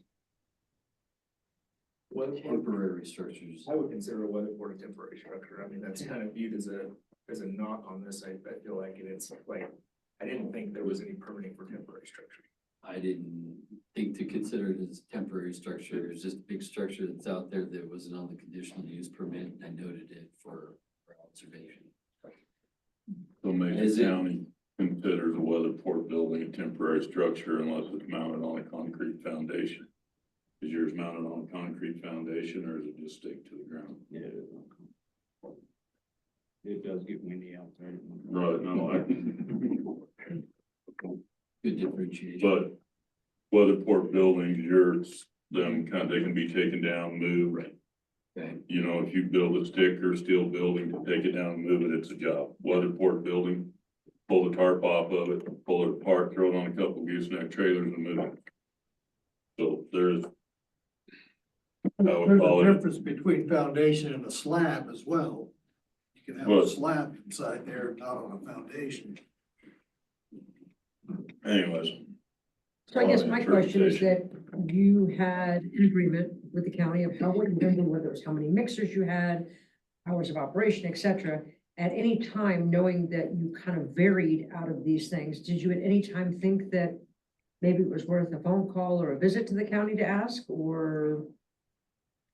I mean, here you are, you're a year earlier. I mean, it's 26 is when it's gonna expire, but you're here now asking us to extend it to 29, but it's like, yeah, we know we did all this, but we I'm just asking you, did that ever occur to maybe question Yeah, that? and I thought we had talked about the hours of operation some. Okay, Well, and thought we had kind of an understanding, but I understand there's really nobody, says that we did. okay. Ms. Watson, if I could just to add, this has been going on for when we first contacted Ms. Kirk, was some time ago. We've been waiting for the traffic study and some various process and getting up to speed with the amendment request, but it hasn't been all that. It was mid 2024, I believe, when this first started. So we have been trying to get on top of some of the increases that have been noted by staff, and here we are today seeking to bring those things under the amendment and then forecast the expansion over the top through 2029. Yeah, thank you. Lance, I think you had a question, sir? I do, I guess I've got a question about the mixers and the number you're running now versus what you're asking for. And I haven't done any math about it. You're saying you're doing between 150 right now, you want to double that, but you're not asking for double the number of trucks you're running? Or are we gonna be back in the same position a year from now, that your production's exceeding, but you're projecting you're gonna need more trucks? Or how did we arrive at the 10 mixers if you're running 7 now and you're gonna double that? It seems to me like you'd be at 14. So I'm just curious. So it just, so the number of trucks, your efficiency kind of goes up with that, with the number of trucks. So I don't think we'll exceed 300. You know what I mean? That's like a pretty big number. We're kind of, that's kind of the top end of it. That makes sense. And I guess, And mixer is sufficient to haul that much? yeah. So basically, a lot of times the push is early, get your concrete out early, that's where everybody wants it, early. So if you can't get that out there early to them, then they're not gonna get it from you. And so if you don't have those 10 trucks or, 7 trucks to get it out there, you're instead of doing 150, you're doing 40 or 50, something like that. Okay. Okay. All right, thanks. Tony, any questions at the end? Not yet. Okay, anybody else? Lane, sorry? Just looking at the staff report and the number of violations, it seems to be the pervasive attitude of Alliance is it's easier to ask forgiveness than to ask permission. Anytime there's a change to the conditional use permit, it's appropriate to ask permission before, instead of just going ahead and doing it. If we pass this, can we be assured that from now on you ask permission before you just go throw up a building or double your number of trucks or your trips per day or whatever the conditional use permit? I believe so. I think we'll be, the building permits, I was totally unaware of that, because then I always thought it was, there was no permit, so. But I guess being it's, special use permit puts it in a different category. So, but yeah, I believe so. And I'd like to think that my firm's engagement in this amendment process is a sign that that any additional or changes that need to be made will follow a similar process. Although really the intent of this amendment request is, some of this stuff it's not a wish list, but 300 yards increase a day, the ability to add these additional structures to support the facility. The forecast is something like 50 to 55% annual revenue increase, which would be, amazing for Alliance and show, tantamount to their growth. But so this effort is to wrangle up those previous issues, but also to contemplate future growth so that we don't have to be here. But if we do have to be here, my office is certainly, capable of working with staff to make sure that we're doing it right. Thank you. Anyone else? Questions of the applicant? I have a question for the applicant, Matt Clark, District 1. On the original conditional use permit, what was the basis for the restriction on you only having 4 trucks? Was it community? Was it dust control? Was it noise? What was the restriction applied to on your report? That's just what we had. That's just what you requested. So there's we don't have any feedback from the public that says you're a nuisance to the community because of your sand and gravel and cement dust and the noise. Is that correct? That's our understanding, yeah. And through my conversations with John, it just seems like in 2022, this was a fledgling enterprise, and based on the level of construction that's occurring locally and just some unanticipated but really welcomed growth, things happen quick, would be my understanding Yeah. from John. It's kind of like feast or famine in anything. I know farmers, they farm all night long and cast dust all over my house, you know.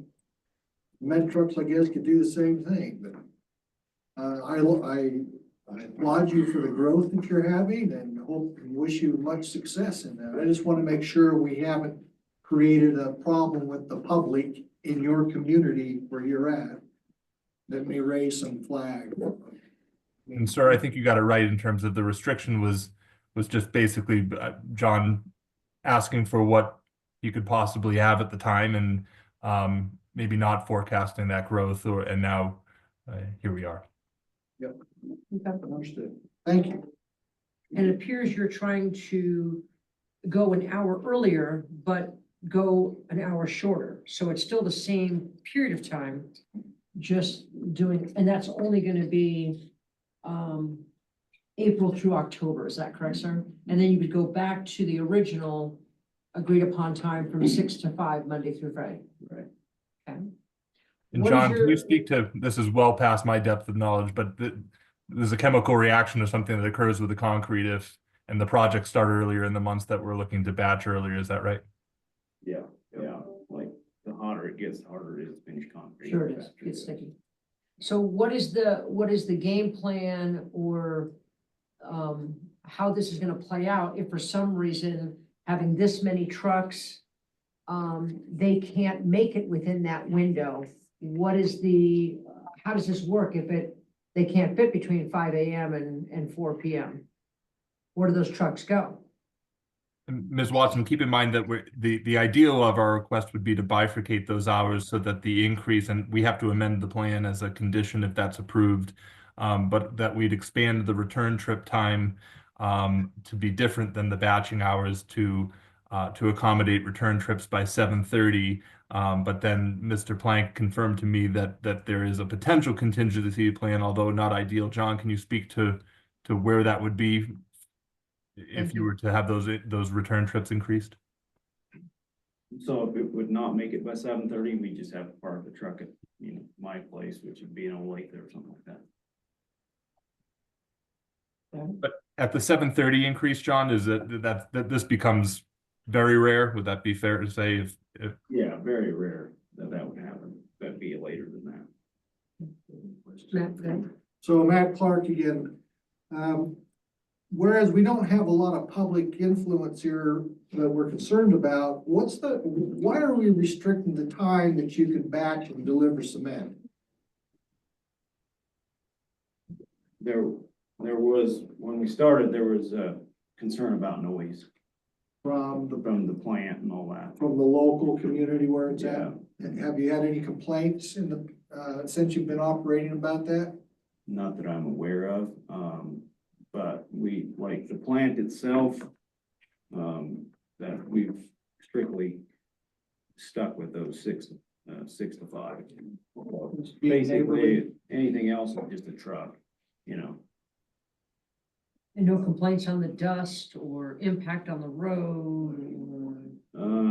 I don't think so. I know that we do the best we can there, and sometimes in the spring over there where it's at, it gets dusty. I will say that. I'm not gonna deny that we couldn't do better. I'm gonna have Tim just interject here for just a minute if I might.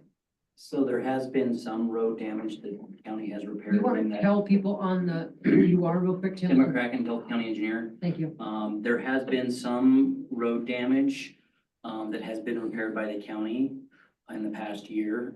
There is a spot currently out there that needs repaired. We're aware of that, and we're going to fix it. On behalf of Alliance, they did, at the request of the Board of County Commissioners, install a concrete approach to the county road. And that was probably a year ago at least. So we have been watching and seeing what is happening. And that's part of the road bond that we're requesting is because. And your experience with Alliance, they have been good to work with? They- Yes, they've Okay, been good. very responsive important to to know. what we've requested. Okay, Would it be available to change the language of the operating hour to batch operating, so that if the truck comes after these hours, like? we can still let them come in instead of I sending mean, it his own? I think it's crazy not to let a truck come home after working all day. It's not like we're talking, you know, a bunch of noise and that, like somebody trying to come home and go home. And it sounds like it doesn't happen very often, is that correct? It happens some, it happens more than it should, Okay, I'll say that. One truck out, you We know, have to set walk up the in truck out. your yard. You have to wash the truck out, the drum has usually got, you know, a little bit of concrete. in it. sediment and concrete, sure. Yeah, and that's something that we can address more aggressively, to not, to, you know, batch, to not send out loads later. Sometimes the job requires that this installers to it, but. And the distance and whether it's in the mountain or, yeah. Man, totally a lot get of, some of these loads are leaving the plant at 2:30 and still don't come back at 5. that. Right. Okay, Now, with road construction up in the North Fork area, it's Yeah. probably gonna be later than that. that's right. Yeah. So, any other question of the PC to this applicant? Everybody get a question in that they had? Is there anything else you wanted to add, sir, before we open up with public comment? No.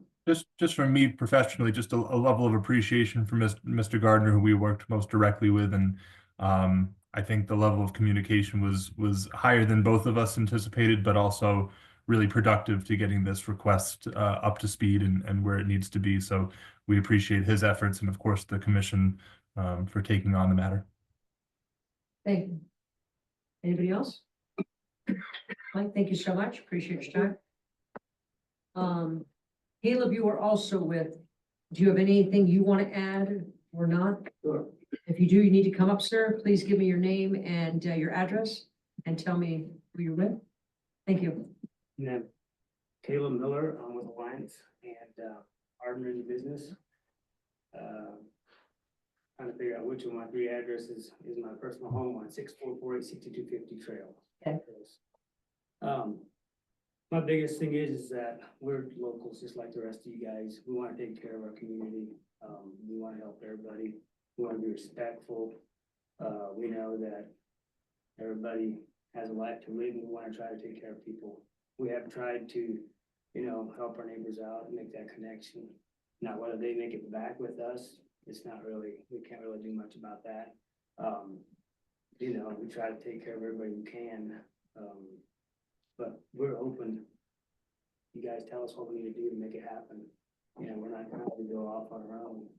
We're trying to be businessmen, trying to help people out, build homes for people, you know, and we got a lot to deal with just on the ready mix side, selling the concrete, Right. you know, so it makes it really tough when you got a certain amount of hours to operate in.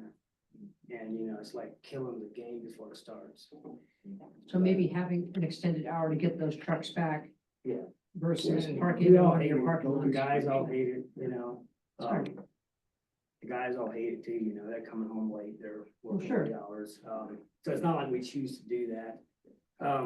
And I have not seen any mention of it, but I guess part of the agreement I thought we had originally was there is some Saturday activity. Sometimes we'll pull on a Saturday morning. I thought that was cleared. I didn't see it on anywhere, but I just wanted to bring that up before we go too far. It says Monday to Friday up there. And I want to make that clear that we're not trying to pull something off that you guys aren't aware of. What are your thoughts about Saturday? Because it's not mentioned here. This is Monday through Friday on both the addition of coming in, you know, an Yeah. hour earlier, same time frame, but it's always Monday through Friday. What are your thoughts That's why, about Saturday? that's why, since I've seen this post, I was like, wow, okay. Because my impression earlier was that we do some Saturday. It was stated that we don't do it every Saturday, Okay, but, you know, we actually charge the customer extra for it because nobody wants to do the overtime. We pay the guys that extra money, just simple because. and has that been brought up, Sean, about them wanting to have some Saturday? If it was, I missed it, and I'm sorry if I did. No, it but- was, this was way in the past, bro, you know, when we started it. I just wanted to make sure that we're not doing something like you were saying. You're feeling a little head shy is what you're telling me. Hmm. A little bit, but it's okay, it's Playing okay, headshot. it's okay. Yeah. So I guess my question is, if it was a perfect world, what are your thoughts, both of you, on a Saturday? What are you wanting to, for us to hear if you needed to have any operation on a Saturday? Because it's not in your application, that's why I'm asking. Sure. Well, we'd never try to do anything past lunch, because nobody wants to work past lunch on Saturday, you know. Don, what are your thoughts on that? Most of the time, it's a short day, start at 6 o'clock, and usually we're done by 10 to noon, something like that. Okay, so maybe a 6 AM to 12, 12 being the latest. What happens, usually it's no more than once a month is. I would ask for more and take less. Yeah, I would say if you're thinking 10, I'd think 12. I mean, If you're doing municipality work, if you're doing government work, Mhm. there's times we can only work on the weekends when the Yep. building isn't being used. The water line that we're pouring thrust blocks on, all the stuff we're doing, we can only be done on the weekends. So if I was you two. Yep. I'd wanna have Monday through Saturday. Monday through Saturday, at least during the summer, when 90% of this stuff is in the winter. That's just, and unfortunately, I live in the construction world and nothing ever goes according to plan. and I would definitely suggest to both of you gentlemen that that's a communication between you and the county. Don't come back and all of a sudden we get calls or whatever saying, hey, now they're working on Saturdays and it hasn't been approved. I mean, those are important factors that they need to know, right? And you probably need to communicate with the neighbors and that, hey, that Exactly. Saturday, we're gonna fire up and run. You know, Okay. we're sorry, but we're letting you know in case you guys got something scheduled too. So Sean, on that, they would have to come back to you and just say, hey, we're thinking about trying to add on some additional Saturday hours, or they would Yes. like to make this a Monday through Saturday, but the Saturday hours would be hypothetically from 6 AM to noon or something like that. Determined now that that's what they want to propose. Okay, what do you want, can you gentlemen? in a Yeah, spot? so Sean, obviously as a condition of approval, you've put down and we've agreed to having to amend that business plan. You know, ideally to bifurcate the hours on the truck, but if we need to do that to contemplate these Saturday hours, of course, we will. I'm going to rewrite the conditions that, and then I'll share my screen and we can go through them one by one and see that we're all on the same page, if that's all right. Fair enough. Okay, anybody else have any questions of Mr. Caleb while he's here? Okay, Mr. Caleb, your time, sir. Yes, ma'am, Greatly and I do appreciate want it. to apologize for miscommunication we've had between us and the county. Okay. That was not meant to happen Okay. purposely. It's actually sad that we neglected it so long, but I appreciate you guys. And sometimes it happens with growth. I mean, we anticipate one thing, and the good news is that it turned out as a positive for you, whereas, you know, you don't need less, you're actually needing more. So communication is very important. Thank you. Thank you, sir. Appreciate your time. Okay, we're gonna open up to public comment. Chuck, and I saw your hand up, but I don't see your name on my little slip here. I got in late and they didn't. Well, I'm gonna send this to you, and in the meantime, I'm gonna call up Mr. Blaine Reed. And Blaine, do me a favor, sir, when you get up there, be sure you speak loud enough so we know your name and your address. Stick those a little closer or? You need to move that a little closer. You go right ahead, sir. Lane Reed, 19695 F Rose, I'm immediate neighbor to the east. Okay. And I guess the thing I have to say is I frankly kind of thought I had that sucker tattoo wiped off my forehead, but I'm kind of seeing it differently now. When this project came about, you know, the trucks were limited to 4 and the batching times was limited to later in the morning to appease the neighbors that have to live next to this thing. And originally it was presented as two brothers that are just a couple guys that want to make some money for 4 years, and they were gonna scrape everything off the property and put a residence on it. But now I see we got high power lawyers. Now I see that we've got 7 trucks already. We've got extra delivery vehicles. Now they want 10 trucks, and they are running a lot of trucks. I've noticed in the last month or so, I see a lot of trucks, you know, the mixers coming and going. And I have an airplane, and I flew about a week and a half ago, and they've got the 4 trucks in their main parking area, but there's 3 more hidden behind the big building. And they've got another couple are in various states of just repair, where it's a drum gets full of cement or something, and then they have to take it apart and put out of service. So they have a lot of equipment there. They've done a lot of development. Part of what I wanted to come here tonight is who gave them the permission for this increase of the buildings, the hours of operation, and the number of trucks? But nobody did. That's what I found out. So my worry is how far are you gonna let this go? And how far are they gonna take? Are we gonna be looking at 2 mixer, batch plants, 30 trucks, 24/7, 365? I mean, it was supposed to have been a small thing because you put it in the middle of an agricultural residential area and you slipped it by us claiming it wouldn't get any worse than it is with 4 trucks. And now we've got 7. Now, to be honest, I have not had much problems with their operation. I hear some noise. They've got a weird low rumble thing. I'm assuming breaking free some hardened cement. And that's actually sound, I kind of like it. It's kind of interesting. The worst noise I hear from them, the biggest problem is they've got a delivery driver for their gravel that either does not know how to drive or he's being the biggest Richard he can be. Because that man accelerates hard as fast as he can.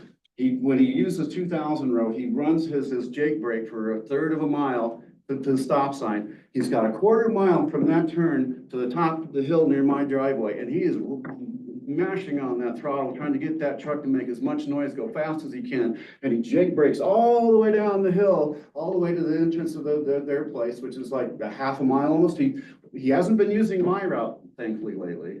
He usually uses the 1800 road, and then he comes down, but when he gets to the top of that hill, it's like an 1875 road. He goes in the Jake brake.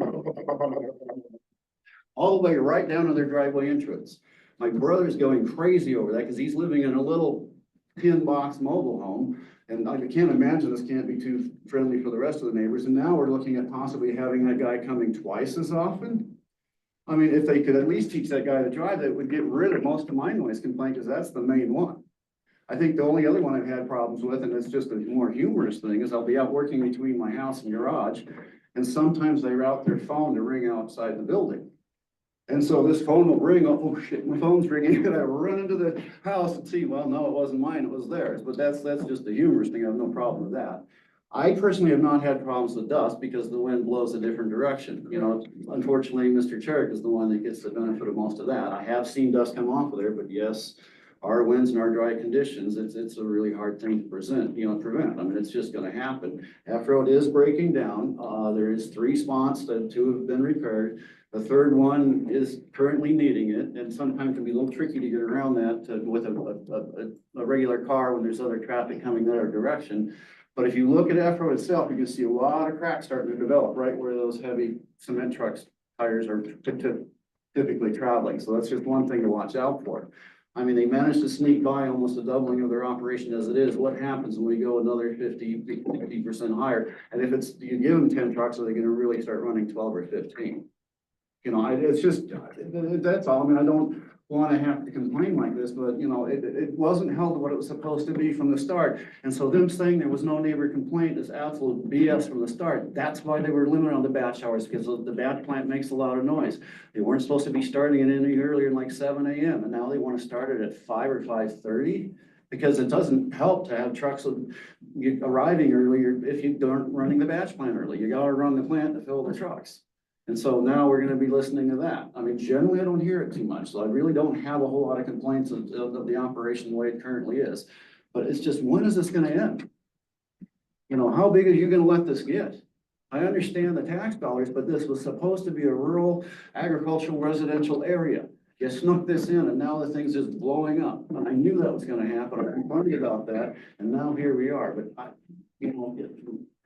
I know they want to make money, need to make money, but the original ask again was 4 trucks and they only wanted to service people that could be serviced by using 1900 road. And it was actually this planning commission. So no, they need more than that. They're going to need 2000 road. They're going to need access here. We need to give them more hours. And I do remember that they were allowed Saturday hours and it was something like 7.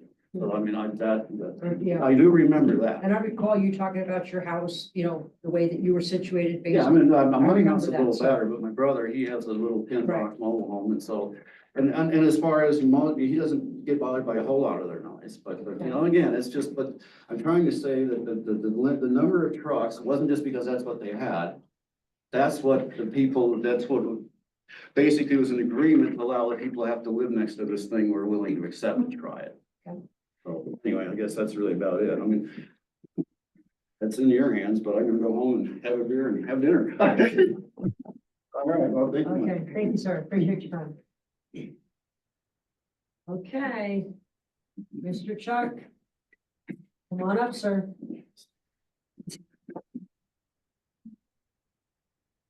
State your name and address, please, sir. Charles, last name Sherrick. Here we are a couple of years after this all started, guys. I heard about it today. At one point I sent Mr. Everett over there because they were, the gate was not supposed to open till 6 in the morning. Does everybody remember that? They weren't gonna work late. Today at 5:08, the noise started. 5:08 this morning. I can't bitch about dust because I can create it. Mr. Merrick said, I don't know anything about batch plants, but it sounds like a good idea. Remember that? I remember that. Oh, yeah, well, that happened. So how it started out was the Miller Brothers Concrete Company. Couldn't get concrete from Western Slope, couldn't get concrete from any of the suppliers till in the afternoon. So they got with John to start a batch plant. They're gonna have 4 tandem axle or a 3-axle tractor, if you wanna call it that. They haul about 7 to 8 yards. They had pictures of it, and I asked the question, that's what they're gonna do. There was a building for sale over on 50, so we wouldn't be repairing the roads. 1900 wrote a shop. I don't know how much we made on taxes for this, but I'll bet you we're gonna spend $600,000-700,000 fixing 1900. And, you know, so the Miller Brothers are getting their concrete, everybody's working. I don't have a problem with dust, but the numbers that he's calling of starting and stopping aren't even real. 6 o'clock means 6 o'clock to open the gates. Then you start batching, the noise starts about 6:30. But for all the people that live around there, they listen to it rattle at 5 o'clock like I do. And that's been going on for a long time. I got Everett on it. Everett went to Carl Holmes and Carl said, oh, they can work on their trucks all night. It's part of their permit. That was never part of the permit. You remember that conversation? So all of this is kind of a snowball of guess who? You know, and they either have to start or stop at one point. Either they're gonna sell concrete, and John started Alliance. They're gonna either supply Miller Brothers that own the piece of property. They didn't want to build a house there because there was salt on the ground. That was part of the original conversation. So they gave their water to the neighbor across the street. So now they, you know, they don't have to worry. So like Mr. Reed said, I don't get the noise that Mr. Reed does. John got a Jake brake and a set of mufflers for Christmas. But I can hear that thing coming down the hill, down F Road, just bigger than life every morning. I've got big trucks. You know, they don't rattle, you know, they don't have 5-inch pipes. They don't rattle everything going on. And the notice, I got 20 minutes notice that this was going on. So the notice process is a problem again. It's not publicized, you know, and everybody should have a chance to, you know, to make their statement. We have an attorney talking. He's probably listening to what everybody's saying and thinking. But my original question, who's gonna pay for fixing the roads? And I bitch about the roads all the time to you guys. I'm sure you say, oh, it's Chuck again with the roads. But someone's gotta fix them, you know, and they're just getting beat to death. I promise you that the tax money we're getting for Miller Brothers Concrete and Alliance Ready Mix is not gonna cover fixing 1900 Road or the rest of the roads that are gonna rear their ugly head. So you gotta either keep it at what you had it. It was only supposed to be a 4 or 5 year deal. If it moved and it got going, they're gonna move somewhere else. This was just a temporary start. Now we got enclosed buildings, we got this, we got that. So you guys have to make the decision. Where do we stop it and where do we start it? They made an ask. Everybody bent over backwards and gave it to them. And shortly thereafter, the whole game changed. Front discharge trucks, more trucks, gravel trucks, running all the time, you know. And I'm not here to bitch about that. I'm here to bitch about the roads. And if you're gonna allow them to put 10 trucks on, then somebody has to go to the commissioners Everett can go there and say, this is what it's gonna cost us to fix 1900 road every 3 or 4 years. And see how that works. But we're just throwing our money away and chasing our tail. I don't have anything else to add. I mean, they're not bad neighbors, don't get me wrong. It's just what they're doing is not what they said they were gonna do. And it's getting further and further and further out of control.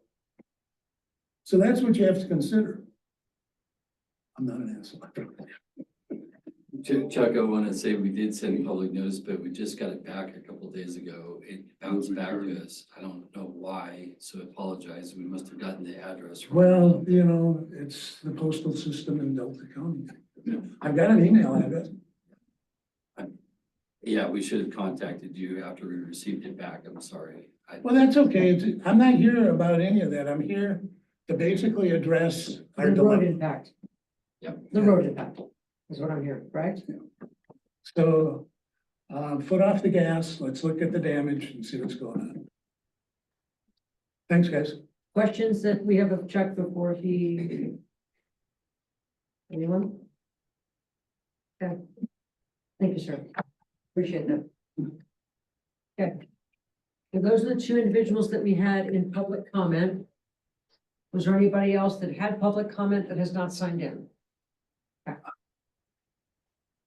Let's bring it back to us. Todd? One question I have, the $100,000 per year bond requirement. What is that used for? Is that for repairing roads? Yes. Have that been used any since? I have not been involved with that. County administrator, I believe, pulled some money from the current bond that they had for repairs, I believe. I wasn't part of that, but I believe that did happen. And the increase, is due to expansion is why we're, requesting that and, doing the research. Typical road bonds are capped at 100,000. So that's the reason, because yes, it is expensive to rebuild roads. But county repairs our roads when we have the funding. We are limited to what we can do because of funding. All right. Does engineering feel like the 100,000 is sufficient to account for the damage being done to our roads from their operation? So the research I did recently, so it's $88,000 for the oil for 1 mile of road, 24-foot wide for a 3-inch mat. Okay. So if we put an overlay on it, it's gonna be $88,000 for the oil alone, for a 1 mile stretch. But road bonds are typically capped at 100,000, so, that's the reasoning for that increase. There's a lot of roads that the county doesn't have the funding to repair every road every year. I mean, it's very expensive to repair roads. Nobody's denying that. So what happens with that impact, Tim? I mean, we're talking, they've almost doubled already their amount that they asked for. What happens when that road gets to the point where it's just in poor shape? What happens then if the county doesn't have the money? What's the next step? There could be grants available with the state of the state deficit. That's probably going away, but that could be possible in the future. Road impacts have been discussed before, road impact fees. Right. The board is not, the past board, I don't know what the current board, it's changed with one new commissioner. In the past, the board was not in favor of road impact fees. I'm sure several on the planning commission know that. They've had that discussion with the board before. That is one way to address that. In other counties, they do limit where certain things can be based on infrastructure. So that's another way to deal with road impacts. You said that, it's about $80,000 for the oil per mile. What's the cost of the aggregate that's mixed with oil? So the aggregate, we produce our own aggregate. I don't have that figure with me. How about if Alliance was part of their conditional use permit, they supplied the aggregate? That save the county any money? Yes, it would. That would be, not my decision to make. That It's was, specific aggregate. right. There is specific aggregate we use, so. Right. We have several gravel pits around the county that we produce what we need. I was gonna point out that in the original resolution, condition number 7, it said there shall be a road bond in the amount of $20,000 for 5 years to address 50% of road impacts improvements on identified route. So I think that was a bit poorly written. We should amend it to be better written so that it's $100,000 annually for 4 years. And I just also wanted to draw attention to that accounts for 50% of the road impact improvements. They're not liable for 100% of. Sure, correct. Yeah. So the county uses those roads with our dump trucks as well, so they're not the only ones using the road. Correct. So that's why the 50%. That makes sense. Tim, can you just clarify for me, when you say the max allowed is 100K, is that a Delta County thing? Is that a state thing? I believe Where does that's that come state. from? State, okay. Or even possibly federal, I'm not 100% sure. So when you get to call the bond? What triggers that? So I believe it's called after we do the repair. So, because you don't ask for the full amount, you do your repairs and that's what you drop on 50% of that. So it would be after the repairs are done. So in this case, we've heard testimony that the roads have been damaged. Is there gonna be some action here to repair the roads and then you would call the bond? Excuse me. That's, I believe, what has already happened. Okay, that's my question. There It is, has already happened. there have been, yeah, so there is a spot that needs repaired as right now. I was out there today, I drove by there today. There is a spot that needs to be repaired. We have discussed that internally. And we are aware that it needs repaired and we are going to work on it, so. The other question, this memo from Anthony Hunter, he looks at this situation and looks at the increase in trucks and trailers. And he said this represents a 215% increase in heavy industrial vehicles, not the 150% increase. So there is some confusion between what was presented. We were understanding that there was 10 concrete mixing trucks, 2 dump trucks and 3 tractor trailers. But that's not what has been presented in today's presentation. Okay. So So do you have an opinion on that number then? What is the increase? and from what was proposed, what I understand that was proposed was 4 concrete mixing trucks, 1 dump truck and 2 tractor trailers. But maybe I was mistaken. No, because The proposal says increase, 10. they That's don't- original permitted. So the proposal though, 10 concrete mixing trucks, 2 dump trucks, 3 tractor trailers. Right. Mr. Hunter concluded that this represents a 215% increase in heavy industrial vehicles. So we were unsure on what exactly, and which has been updated since this. So there's been discussion internally on what exactly was being proposed. So 10 to 4 is 150% increase. But you also have tractor trailers. I think we're in the original. There's an increase there. Is he showing 15? I've No, never there- heard 15. in the presentation that's up before us, it says there are 10 mixers, 2 dump trucks and 2 semi trucks, which is 14. Can you go to that slide if they're not on the wall? So we were under the understanding there was 3 tractor trailers, not 2. I just made her share, let me share. Okay.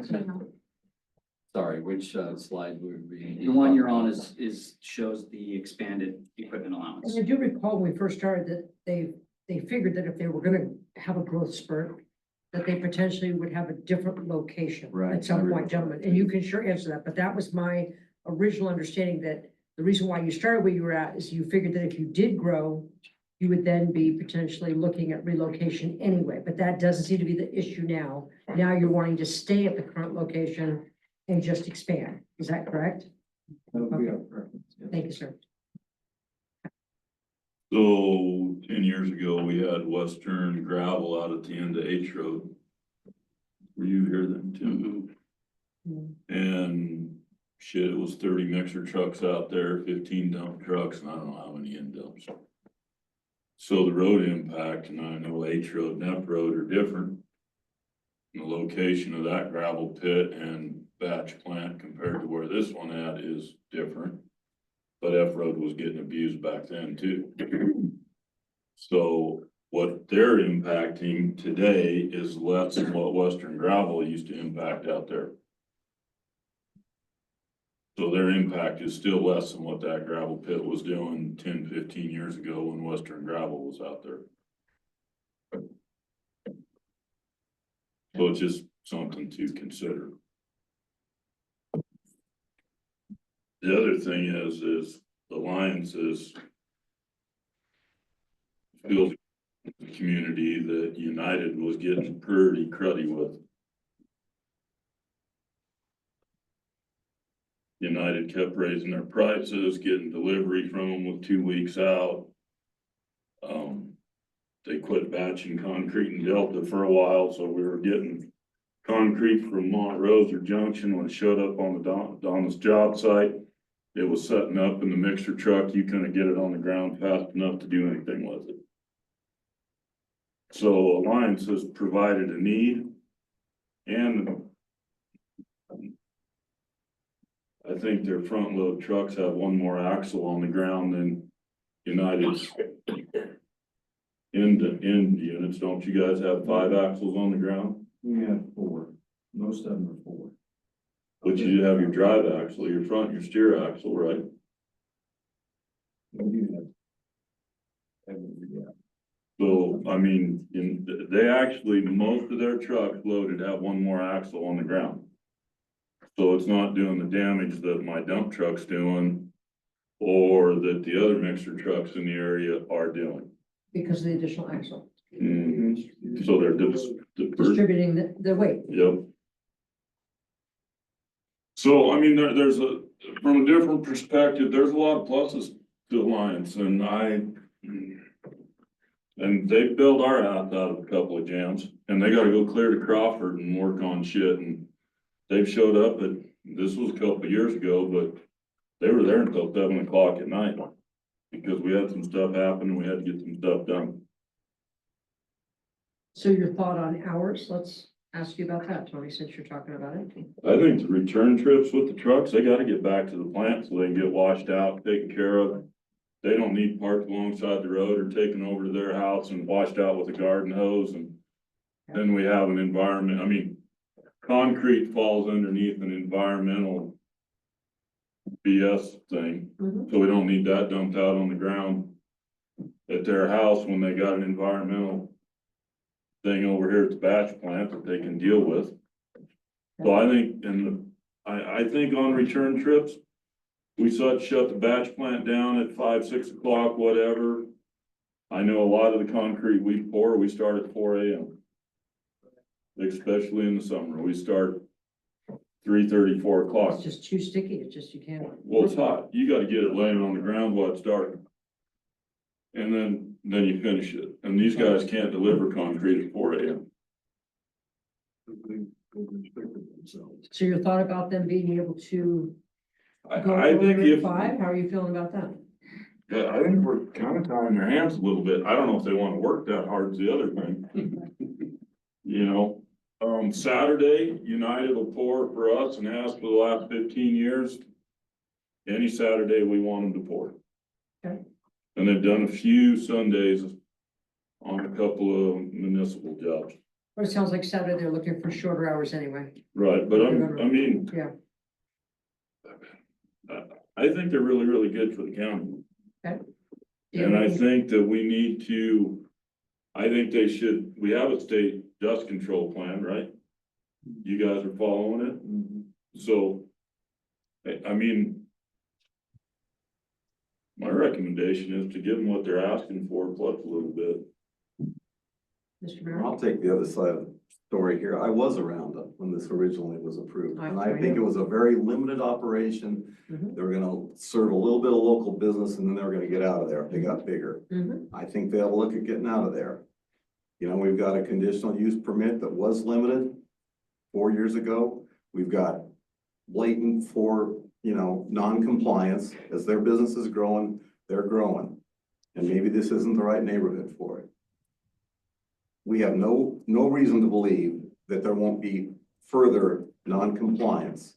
If their business demands it, they'll go ahead and do it. It's like Lane said, ask for forgiveness rather than permission. And I don't like that idea.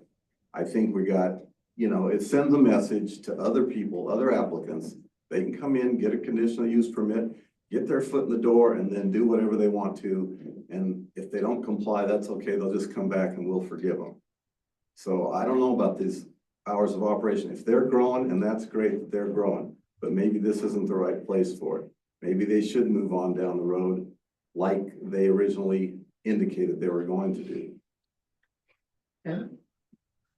Todd, I think you had possibly something you were gonna add at one point, or maybe not. I'm I'm torn a lot on it. Mhm. For a private business, you start a business and you think like, okay, I hope to do this. And then things happen outside of your wildest dreams. And we're gonna put a ceiling on them being able to do that. And I'm not saying that there shouldn't have been a process where like, hey, things are going better than we thought. We're getting a little bit ahead of what we initially asked for. We need to ask for some more. I'm not saying that shouldn't have happened. Mhm. But I think in Delta County, and I see a lot of the economic conditions difference in Delta County versus surrounding counties. And we have a choice that we can make. We can either be supportive and celebrate businesses like this, or we can put restrictions on them to where they will pack up and they will leave Delta County, and then all of that will be gone. And I think that would be very unwise of this commission to do that. I think we should look at and celebrate and be thankful for what they're doing. Say, okay, cool, here's where we're at. Yes, we would like to see that if some things change from these conditions moving forward, we'd like you guys to come back. Let's get things right. Let's be reasonable about the return trip hours of operation. I think it's crazy that they can't come home after 6 o'clock. During the summer in the construction industry, there's a lot of people working past 6 o'clock. Those are some of my thoughts. The level of communication. If things are changing, instead of them just assuming that, I think communication is important. Yeah, for sure. If they're approved one way, I think that if it changes, then they Yeah. need to make sure that they Go back to the table. express those changes, okay? Sir, Lance, any questions, sir? None? No. Ms. Victoria? Agree with Todd on most of that. Okay.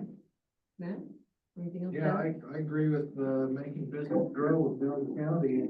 I don't see why we're restricting the business that's obviously producing money for them and us. And for the customers out there, there's a great need for them. I would take the restrictions off of the hours coming home, just eliminate them. And I'd let them back as soon as they could. But that's me. When are you guys busiest? Monday, Tuesday, Wednesday, when are your busiest days? Doesn't matter. We can't predict them, guys. That's a tough one. Easter, They'll always change it on us if we, They all want it the same week, same day. Mhm. I'm not against restricting them, I'm not trying to run them out of business. I just want to see them comply with the permit that they've got. And if there's any reason to change it, come down and talk to the planning commission and ask for an amendment. So That's simple enough to do. you guys are okay with the hours? I don't What they got? Well, no, I'm asking you a question. What do you want to do with the hours? Do you want a Saturday from 5 to noon and you're done? that's what Or 6 to noon? Are you good with opening up at 6 AM and 5 AM and I would do 2. I would do 5 to 2 because what if they need a cleanup? Are you gonna stop them at 3/4. So Saturday you want 5 to 2. Right? Yeah, The rest of the week, you're good with, we could go earlier, we would do it. We just don't wanna impose our graces on what we're trying to do, you know. What's Be earlier? respectful. Put a number on that, sir. So I really feel like 5 o'clock would be, for the most part, would be good. so in the summer, 4:30. April through October, you're at 5 AM. Yeah, 4:30, there's a few jobs we ran into, like you said, like, we had a job in Target. We could have done, we couldn't do it. But they had to pour from 4 to 7, you know. Those are just things that we have to not do. But we would love to if we could.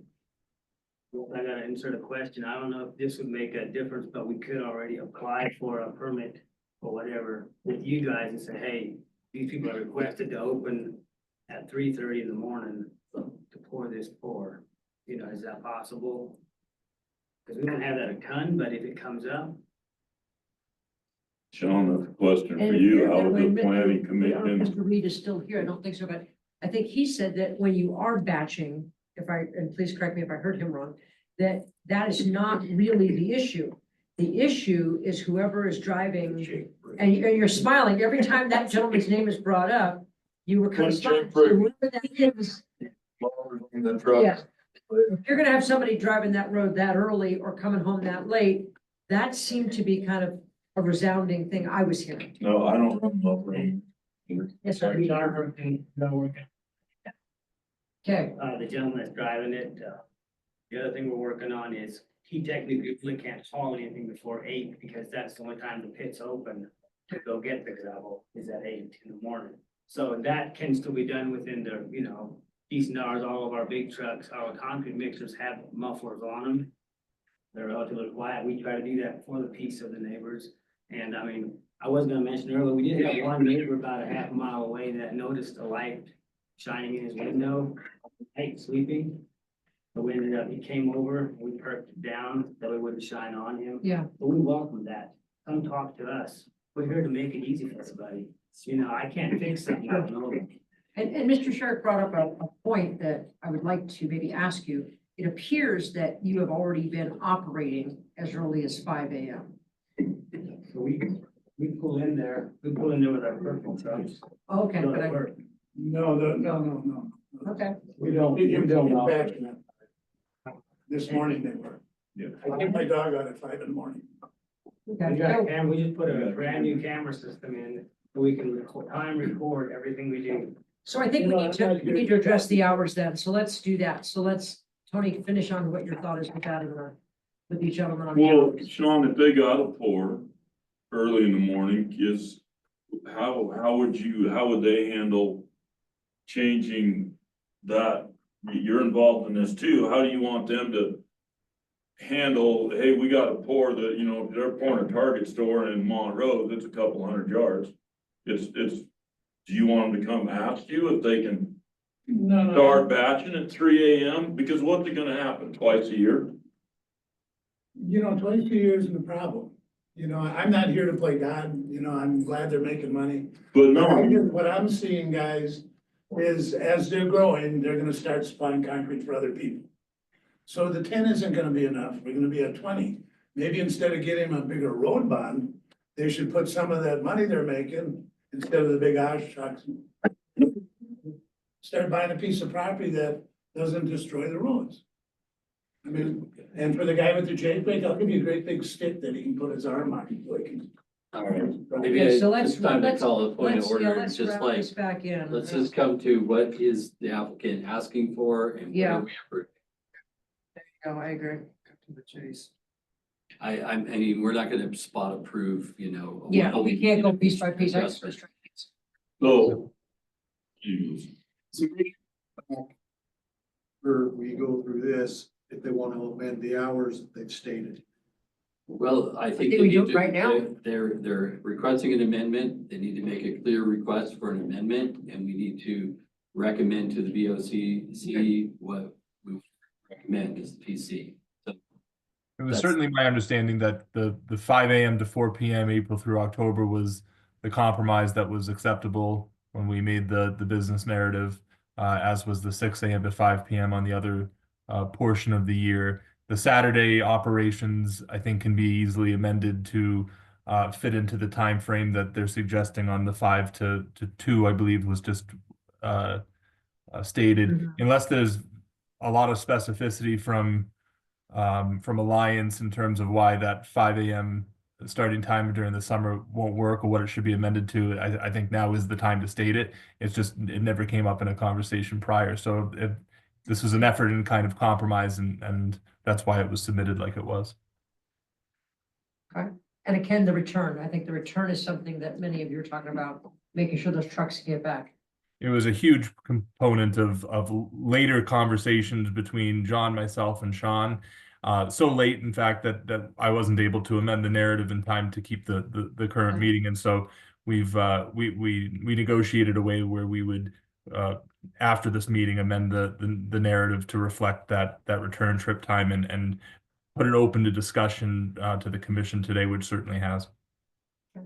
So Sean, we can actually amend that now with amendment. With a motion, with somebody doing a motion. Okay, so let's move forward. Let's talk about the hours. Tony, I know you and Todd and even Matt, I think, had a motion on hours of operation and I return. make a motion that they're able to operate from 5 to 2 on Saturday. Return trips with the trucks are trying to get back there by these hours that are requested, but we'll make some leeway for special situation. I don't know how it works. Let's talk about this. Maybe we just say that you eliminate the return times. Yeah. And then also state not only Saturday, but what about that Target store that needs cement 1 week out of the year that they're building, and you have to have a mild exception to the start hours? Can we state that there could be minor exceptions to the standard business hours to accommodate the customer? Return. I think that's reasonable. I haven't been to this area. I don't know how close this operation is to the houses and how much the noise and the traffic is affecting the neighbors. I mean, it sounds like they're generally accepting of the business that you guys have and you do your best to be respectful. However, this was a temporary location. And I feel that if you are gonna try and expand to be able to do those bigger jobs and not just our more local business and community members, that maybe it's not the right place, and out of respect for the neighbors, I think 5 a.m. is plenty early, especially on a Saturday, to be starting operation. I understand that concrete, may require that you're pouring earlier, but if that is the case, then this shouldn't have been opened on this piece of property within a residential neighborhood, I just want to add on to that point, not to interrupt at all, but the extension only until 2029, obviously, and they had their druthers, it probably would be in perpetuity to allow for as much expansion as possible. But the extension and the cap to 2029 was another compromise in which these things can be readdressed if extra expansion happens over the forecast. So I just wanted to keep that in mind, that and if there was a recognition that the space doesn't facilitate all of this growth, that I think 2029 will come quickly for a business like this. And so this is kind of the extended time we're requesting, and that was contemplated and constitutes at least an attempt at compromise for us. Good. On the enforcement side, when you start talking, we're gonna do it, allow without specifics. You're getting in an area that I am out on the enforcement. The language is too, it's too vague. There is no way for me to mitigate this in any way, shape, or form. We start talking about, oh, we're gonna allow it once in a while. I can't do anything with that. I mean, if we make a decision, please understand, on my side, I go off the black and white. I go off what's written. So I just like you to keep that in mind. More Because again, specific times. It has to be specific. If you guys choose to have enforcement, I need black and white, solid, or I can't enforce anything. So. Okay, so keep that in mind when you do the motion. Do we need separate motions for each of these bullet points, or can we do this? all? Well, that's a good question. It seems like there could be a lot of variability in what you want to accept or what you may not want to accept, or do you want to bundle the whole thing and make a motion for it? Do you want to go through and make sure that we're understanding exactly what they're proposing? Because there's been some discussion that's altered some of the proposals, it seems to me. I think as long as we can iron out the expansion of operating hours, I feel like everything else is pretty cut and dry. Okay. So if we are adding to the expansion of the operating hours, Saturdays from 5 to 2. So. Monday through Friday. And then the operating hours pertaining to the back plant operation. And maybe we need to specify that return trucks are exempt from operating hours. Easy enough. Okay. Cause it's easy for me to monitor. Yep. A complaint for the back plant operation. That's right. Chuck can do like you last thing, send me a picture. Yep. That's things that are black and white. Okay.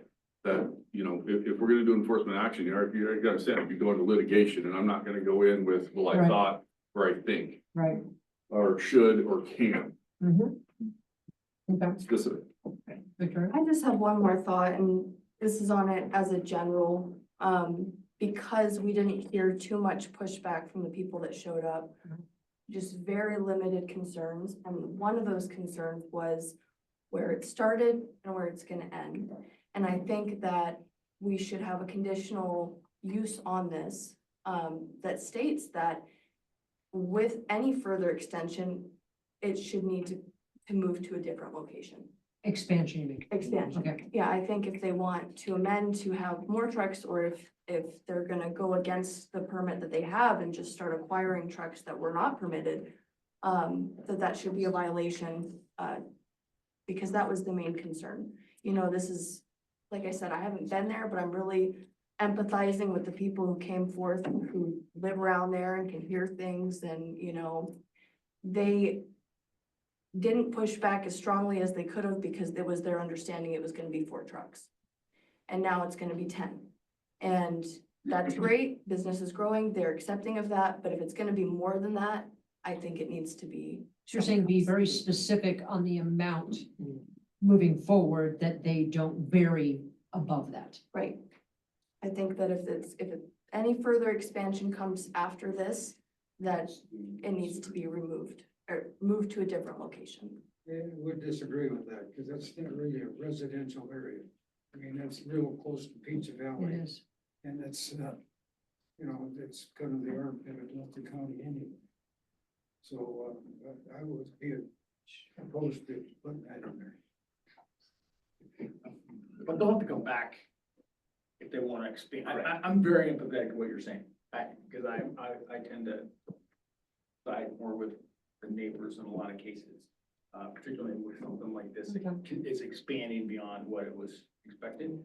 But the point that Todd made about businesses, and we don't want to run them out of Delta County, they're gonna have to come back if they expand past this. I think we need to be really clear with what the ramifications are gonna be. If they exceed what they've asked for, there's gotta be some ramifications for that. And I would just add that in my, you know, in the legal world, that condition 8, any further expansion not permitted is kind of built into what I do. And so that's what I hope my engagement symbolizes to the commission, is that, you know, and this amendment process has been going on. It hasn't been a year, but it's been close. And, you know, that's, the permit's somewhat new in terms of 2022. So, you know, the idea between 2029 is that, yes, we will be coming back here, and these determinations in terms of how it's gone can be will have to be represented to the commission. And, you know, that's our commitment to capping how long this expansion request would take place before we have to come back on it, either an amendment or a renewal. So the motion that we're talking about here is the hours. extending to Saturday, allowing return vehicles not to fall within that parameter of hours to return versus going to people's homes. The other thing that we're talking about that Victoria is highlighting is that, you know, this is what they need to operate within. If they say they're gonna have so many trucks or so many whatever, that's what it needs to stay at, not come back and say, oh, by the way, we now have X amount more. At that point, they're gonna come back in front of us and it will have to be proposed whether or not this is a location still for the size of the growth they're gonna have. Or not, But do we correct? tell them they can't come back, or when they come back, it then is the planning commission at that time and the board of county commissioners at that time to determine whether that's gonna be allowed.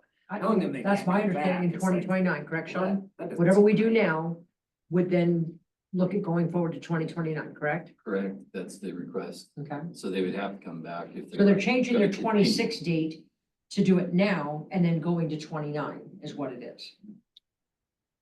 Yes. Okay.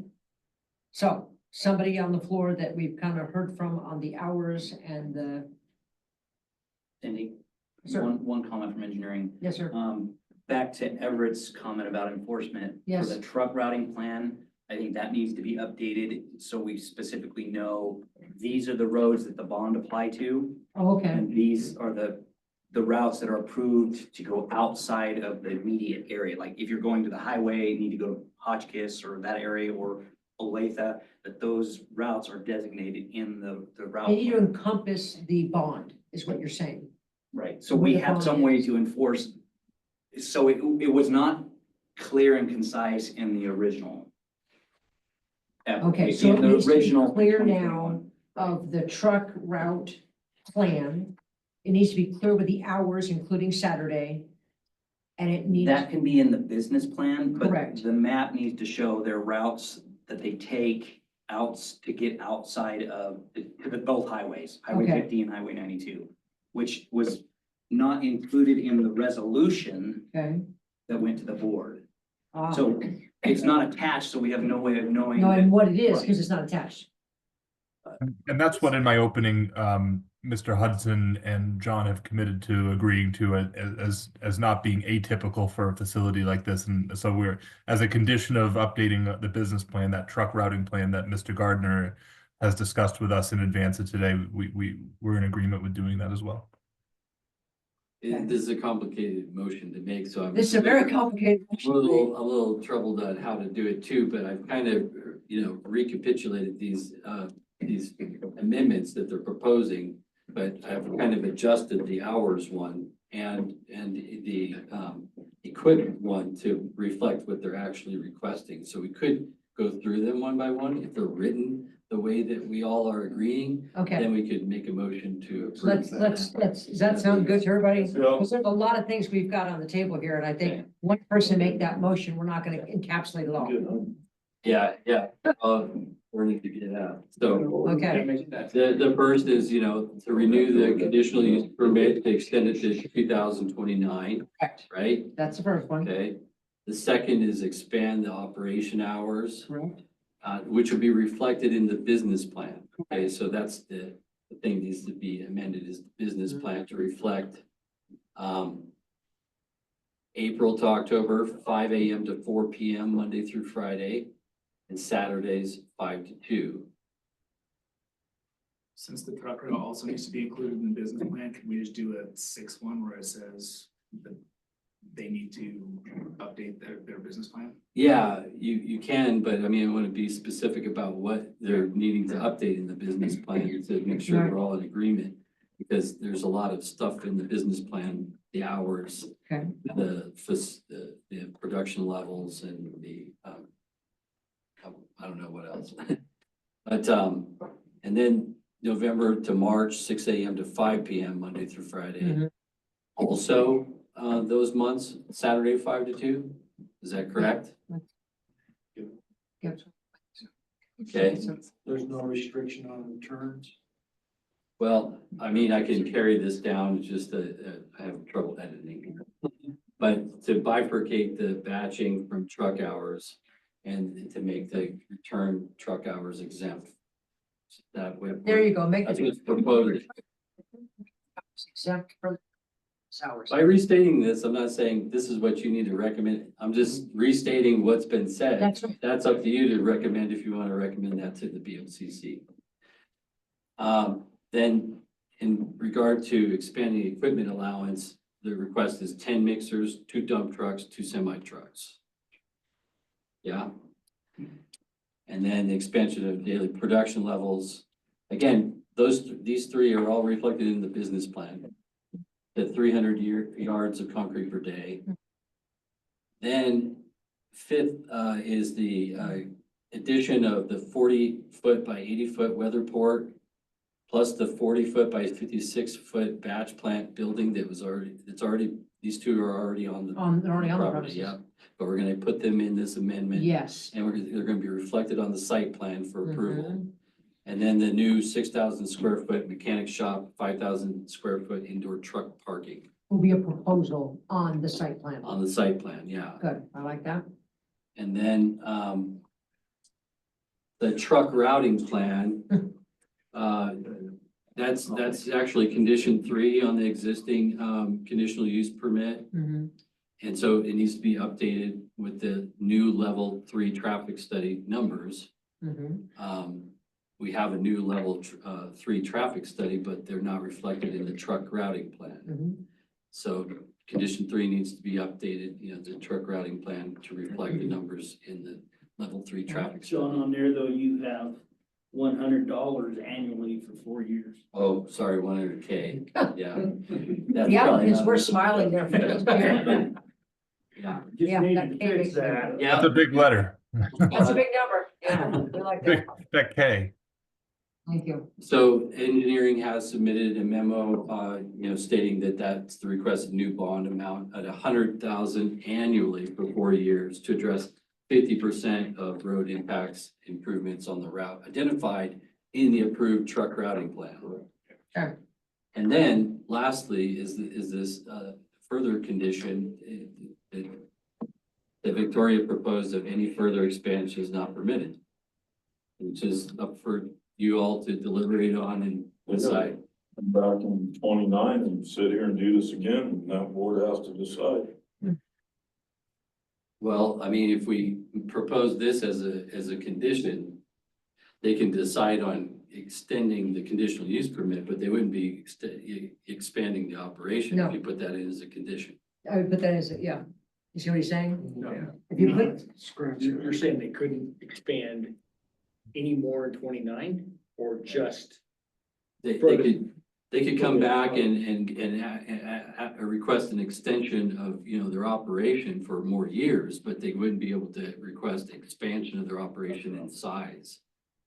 Yeah, okay. and that was what Victoria brought up. That's why we're just proposing it out there. Because we're already letting them expand beyond what their scope originally was, is I think where that came from, correct, Victoria? Yeah. My opinion is. Yeah, I would just add to that last condition that, just like the 2022 discussion has colored what we're discussing here today in terms of, wow, you guys have grown and that's great, but the location is getting, it is what it is. But that rather than, I'm not even sure the code permits it to cut off the ability for us to request in the future, but that any such request has to be brought right back to you for the same type of assessment and recommendations, and that this conversation today would obviously color that request in 2029. And then any further expansion in between then is, not permitted by a matter of course, just with what's being approved today, and that any expansion over the above, we would agree to obviously submit into the amendment process, and you would have the same level of considerations that you have today.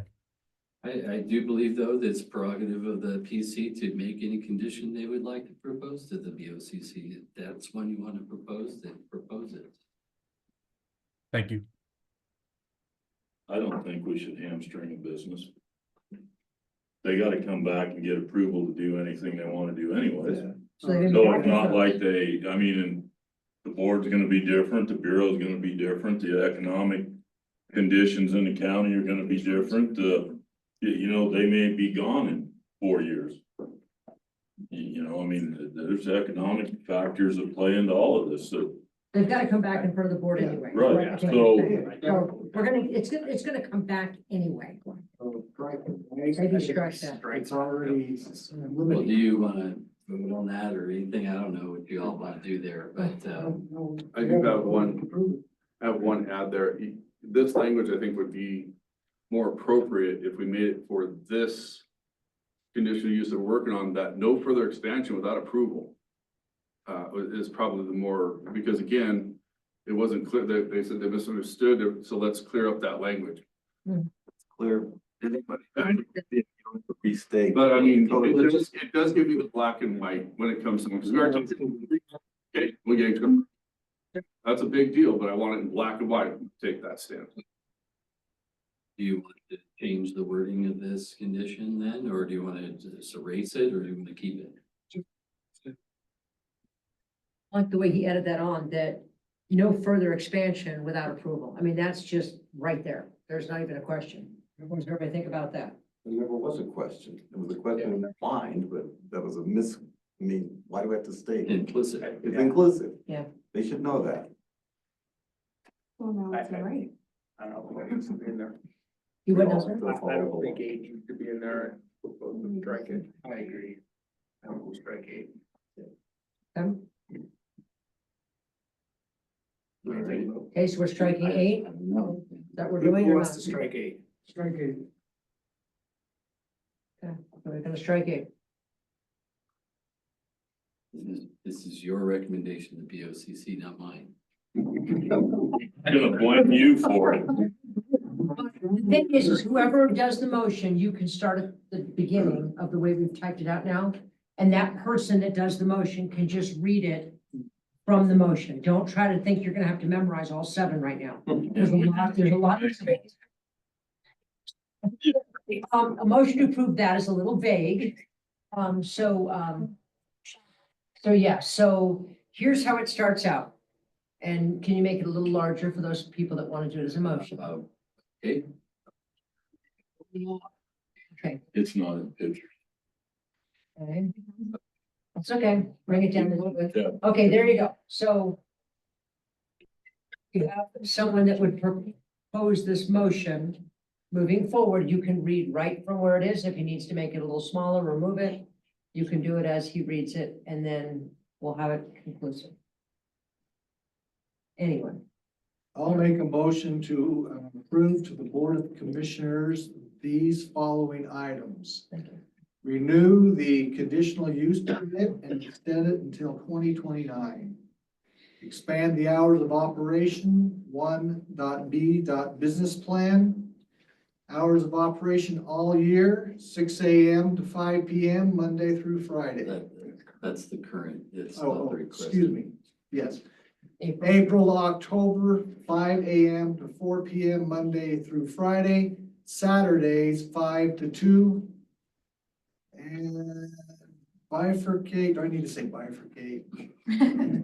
You already did? Exempt, yeah, truck hours are exempt from business hours. Truck return hours are exempt. Correct. That's correct. And the last one there.